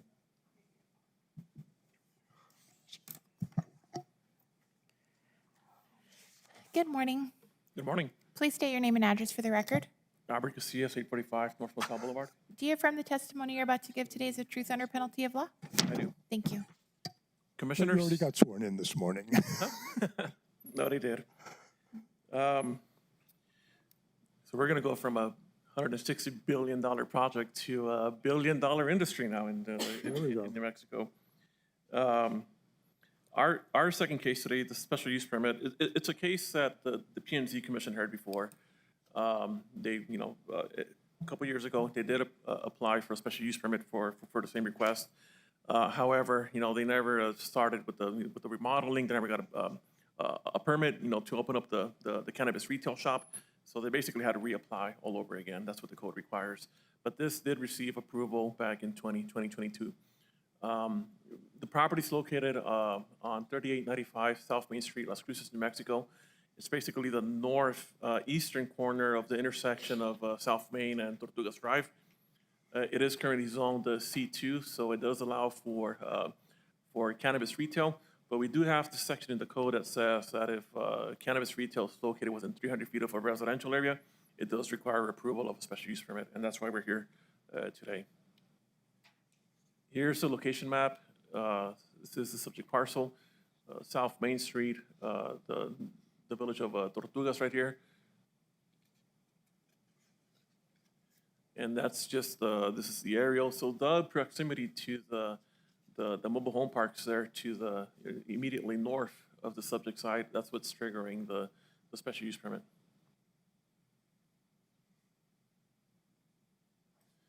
The property itself, it's a little bit less than half an acre. It's located in C2. It's about 2,700 square feet. The building itself, which was built in 1979, it is assessed as non-residential, and non-residential just basically means it's not for residential purposes, it's commercial. Waste and wastewater services are provided by the City of Las Cruces. Building has been vacant for several years.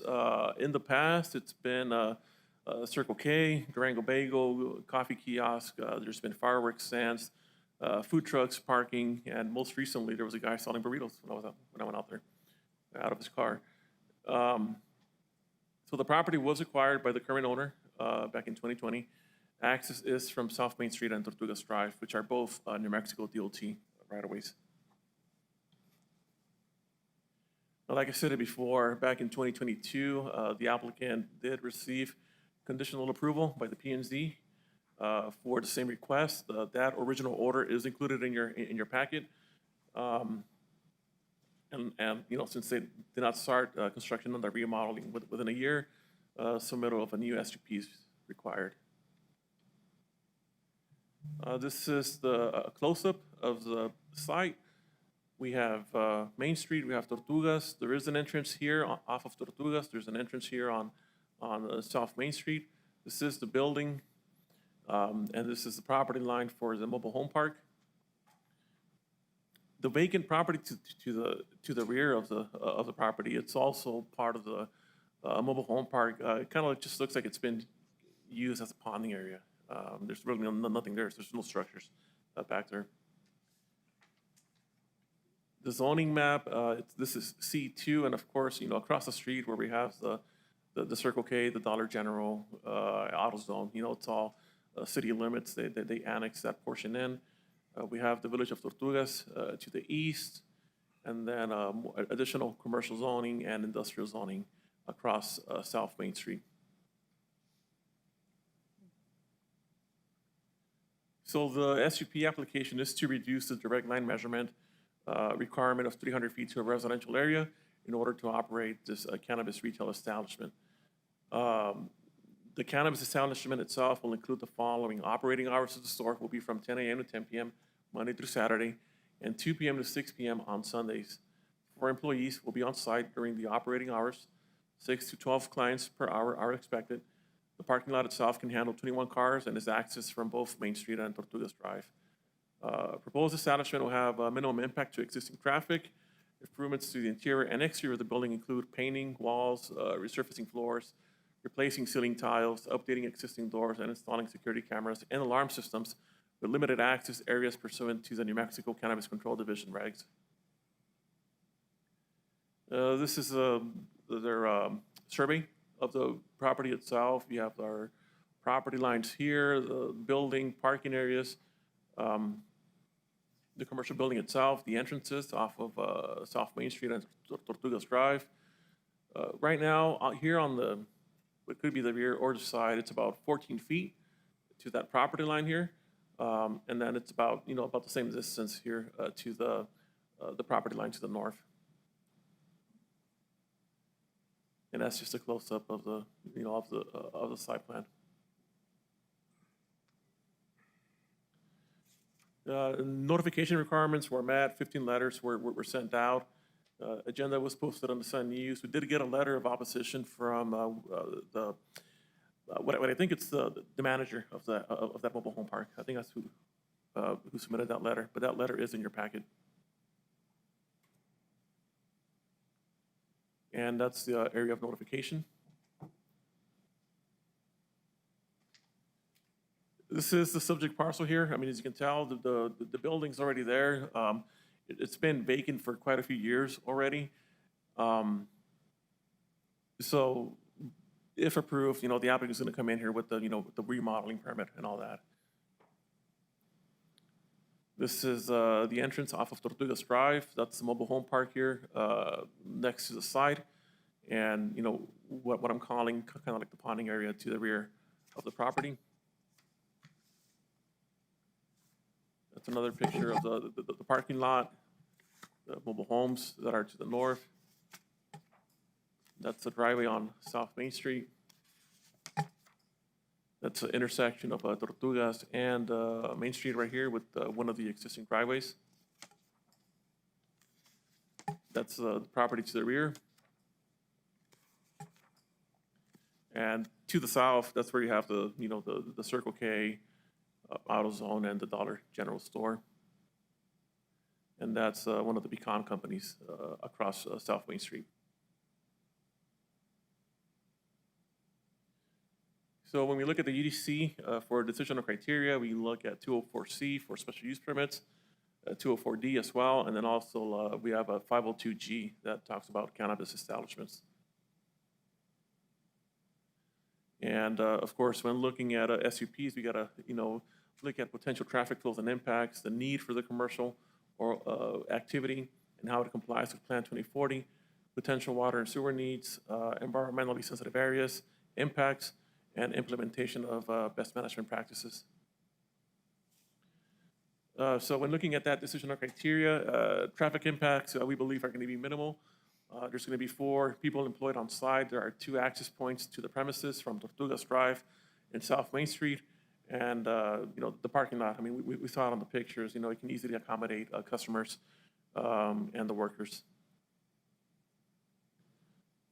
When it comes to does the SUP meet the goals of Plan 2040, we can always look at goal G6.7, which talks about supporting regional small-scale businesses, including ag. Potential water and sewer needs, City of Las Cruces will provide water and wastewater services to the property. There is sufficient infrastructure capacity for the proposed use. There's been no evidence submitted that there are endangered or rare species of animal and plant life in the area. Impacts, the property will have to meet all security measures as required by the Cannabis Control Division. Those include security alarm systems, digital video surveillance, commercial grade locks, limited access areas. There are currently, we saw the pictures, there are other commercial/industrial uses surrounding this property. We have the gas stations, AutoZones, Family Dollars, and the New Mexican Pecan Company. Hours of operation will be from 10 a.m. to 10 p.m. Monday through Saturday, and 10 p.m. to 6 p.m. on Sundays. And the applicant will implement best management practices that are identified, noted, and included in the reviews conditions required for the SUP and during the remodel of the existing building. So we do believe that this SUP complies with Section 204D. And then just real quick to summarize, like I said it before, the building's been vacant. There's been other commercial businesses on the property itself. Access is off of South Main Street and Tortugas Drive. They are both New Mexico DOT right-of-ways. On the back, there's that open space buffer surrounding the subject parcel.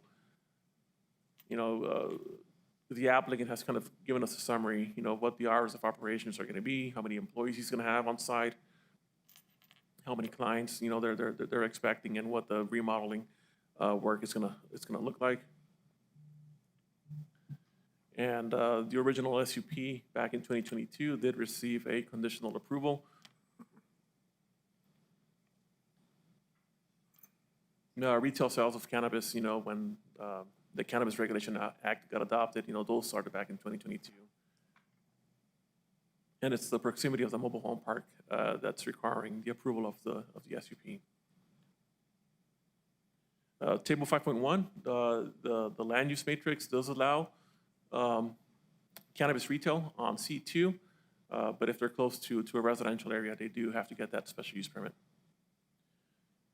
Distance, when we look at the aerial, when I do a measurement from the cannabis building to the closest mobile home, it's about 65 feet.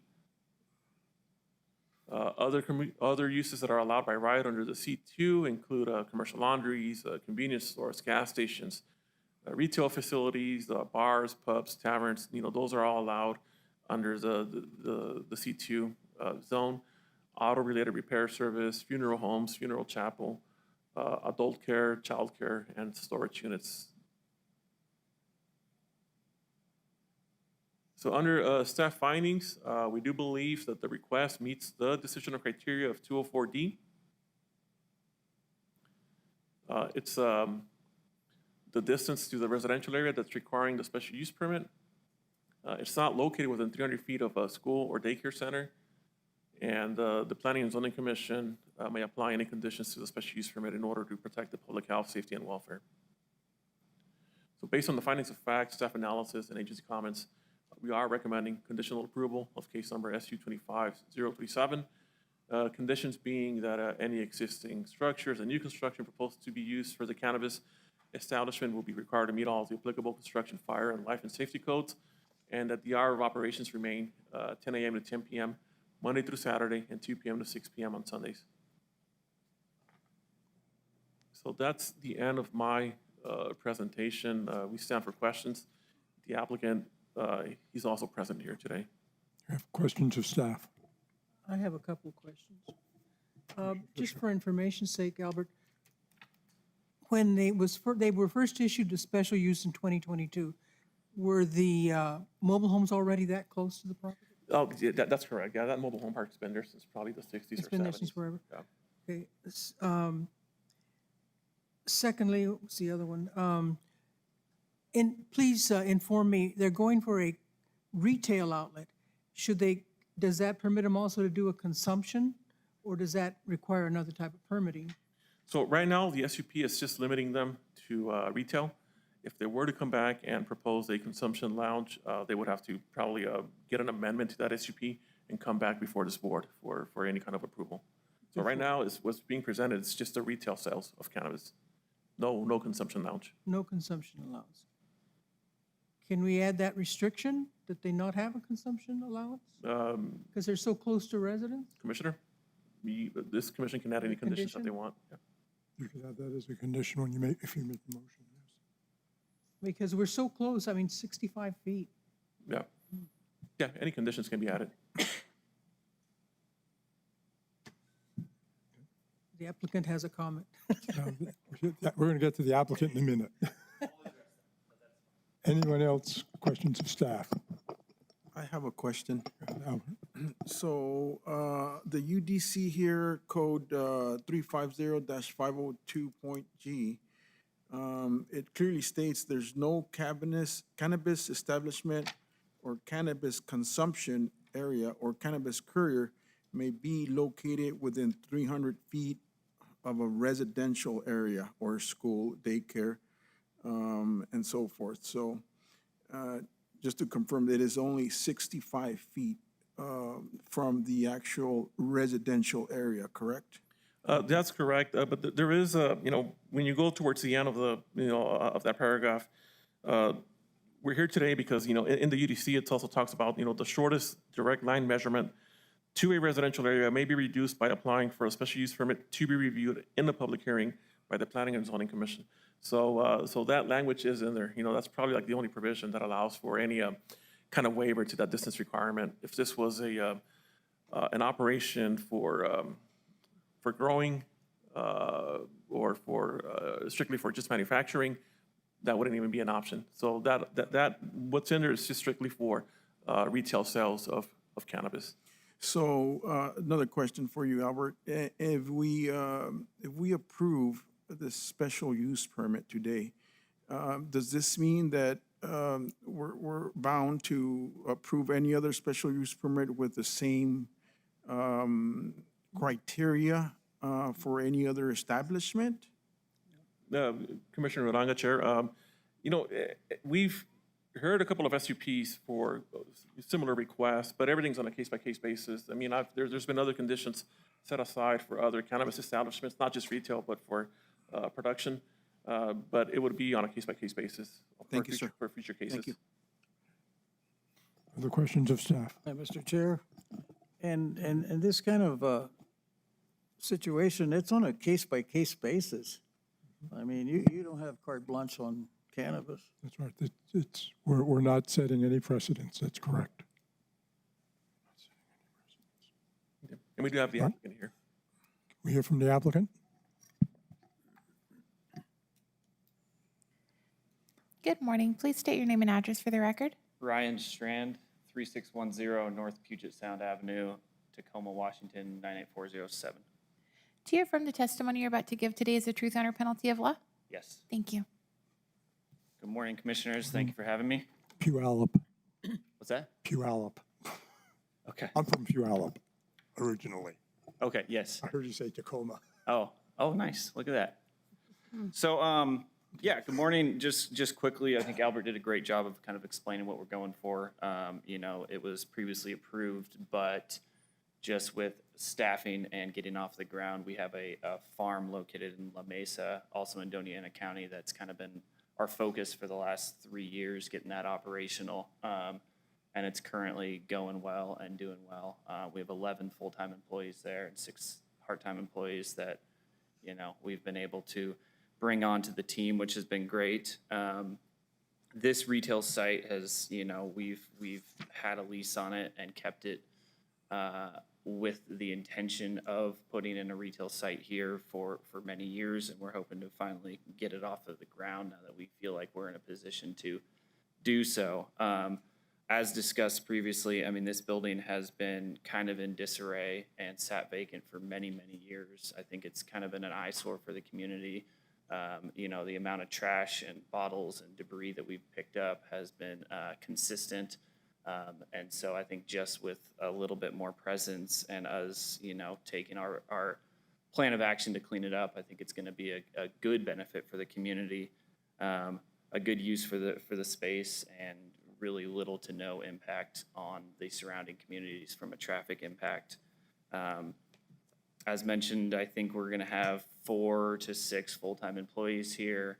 And, you know, we're going to keep our hours consistent with the other retail establishments around there. As far as the consumption lounge, we have no intention to do a consumption lounge. I don't think the space is well suited for it, and I don't want to deal with that headache anyways. It sounds like way more than what I want to deal with. And so if you guys want to put that in as a conditional part of this special use permit, that would be totally acceptable from my point of view. But yeah, we ask that it's approved, and you know, if you guys have any questions, I'm happy to try to answer. I have questions to the applicant. You're in agreement with the conditional hours? Yes. Thank you. Thank you. Any other questions?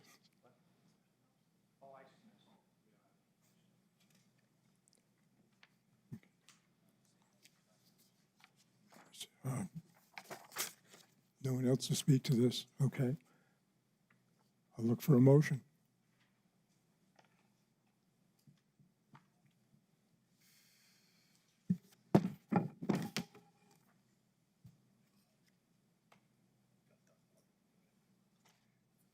Yeah, okay.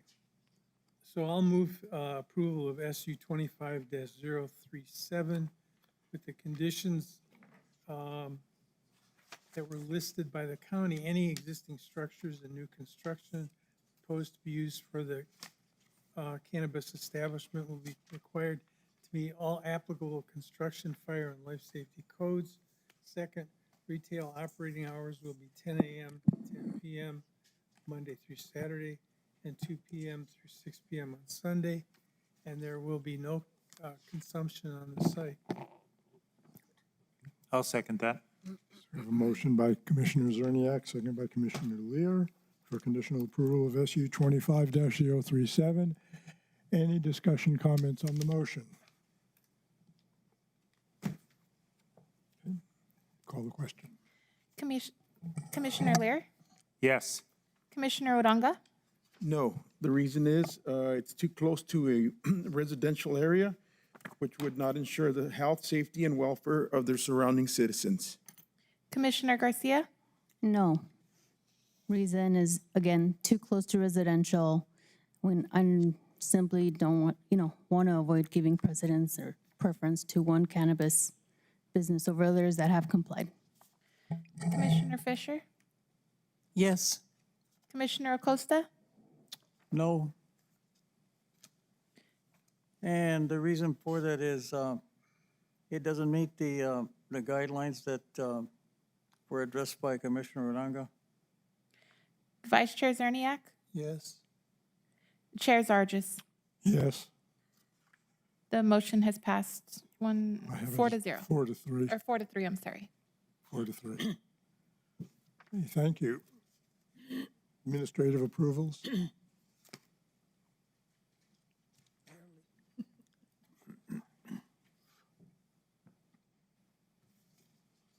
Good morning, Commissioners. So the map before you shows the number of building permits we issued for the month of September. Those depicted in yellow are residential, and we issued 11.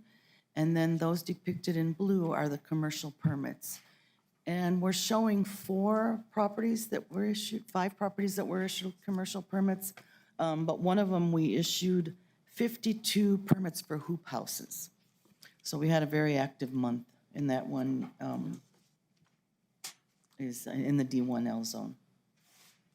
In addition to that, we issued 116 electrical permits, 64 plumbing permits, for a total valuation of almost $7 million, and we brought in $48,000 in permit fees. Any questions? Odd question. What happens with the permit fees? Does it go into the general fund? Yes, it does. So it doesn't go to community development? Not directly, no. I thought I'd ask. Everything goes in the general fund. Mhm. All right, I have a thank quick question for you. What's the turnaround time from application to permit for, is there like a typical? We do have some guidelines that we follow, and it's improved greatly with our new software. I believe it's a 15-day turnaround. So for residential, it's a 15 business day turnaround. Of course, it's a lot sooner with our new permitting process, but we still say 15 business days, and for commercial, it's 30. Oh, okay. Thank you. I've recently been in communication with Albert and Sean, and there is a 2-part process on that, so it's not just a 15-day. But I would like to compliment Albert. Sean did respond to my questions, and I'm happy to see the progress that we've made and to hear that this is all online now, for the most part. That you want to get a permit, a business, not a business, but certainly a residential, that there is information online on what is needed to get and what the stages are. And so that's information that's very much needed. Thank you. Thank you. Nice to know something's working online. Janine, Staff input? don't go away. No, I'm sorry. Sorry, Val. Mel, you wanted commission input? Are you, we're on commission input now? Yeah. I can't hear very well. I'm going to have some hearing aids. Going back to that zone change, it bothers me considerably, okay? And this is my personal opinion regarding this issue. When you have arsenic in water, we never did address that. It was a very difficult yes for me, all right? And I'm putting that as a statement of record. Arsenic in the water, question is how is it generated? And most likely, it's generated by volcanic activity, all right? When you have Masson's where, I was gonna bring all this up, but I figured, well, you know, it's a zone change and things of this nature, right? When you have Masson's warehouse that uses geothermal energy, New Mexico State University used to have geothermal energy to heat their dormitories, okay? The question I have is how are you gonna, in the event, and it's a what if, right? All of these issues should have been brought up as an environmental impact study before the county commission, you know. They should have an environmental impact study because a lot of people were asking about a lot of questions. They were not truly identified, specific questions on water usage, noise abatement, on and on, a variety of different issues. But arsenic in the water, and again, when we pull water, brackish water out of the ground at 1,200 feet or whatever, most wells for farmers are around 400 to 600 feet. And I know that if a farmer is eligible to do a 36-inch casing, and I'll sign that after a while, or a 24-inch casing at 600 feet, I don't know how many gallons of water that would pull, right? And I don't even know, I should have done a little more research on how many wells we have, domestic wells and agricultural wells throughout the county. And so when you look at arsenic in the water, and I asked that question, but I didn't really get a definite answer.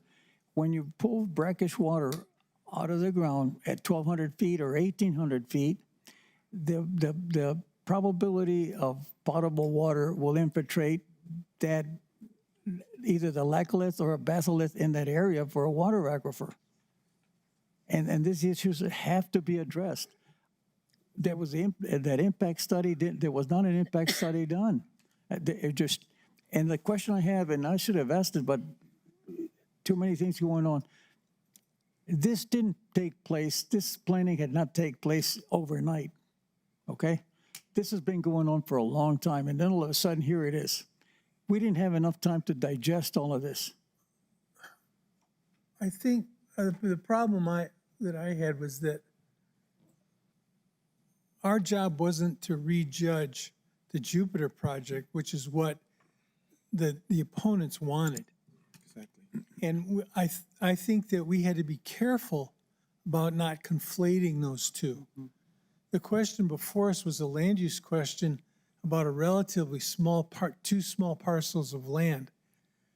And our job in that instance was to decide whether or not that zone change was appropriate for those land uses, not to judge the data center. I agree.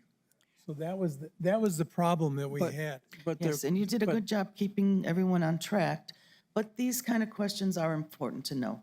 I think you need to be educated on what this land use involves, and especially knowing that that's what the public wanted to hear as well. But the only reason I asked these questions, I was going to be mum on that because Commissioner Zernig is correct. We're here to address the specific issue of zoning. But when Chris opened up and said, you can ask us any technical questions, I took the advantage of doing that. If it wouldn't have been for that, I would have said nothing. Yeah.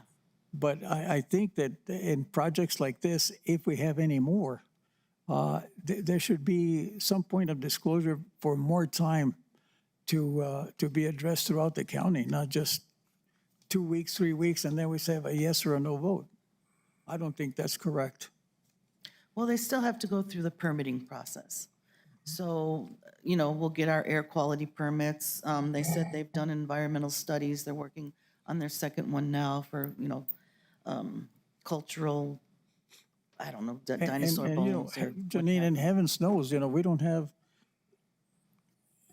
land use attorneys that may be coming into this or environmental attorneys coming into this. This is not over yet. So I think that it's fair to say that if something comes up from Santa Teresa of that scope,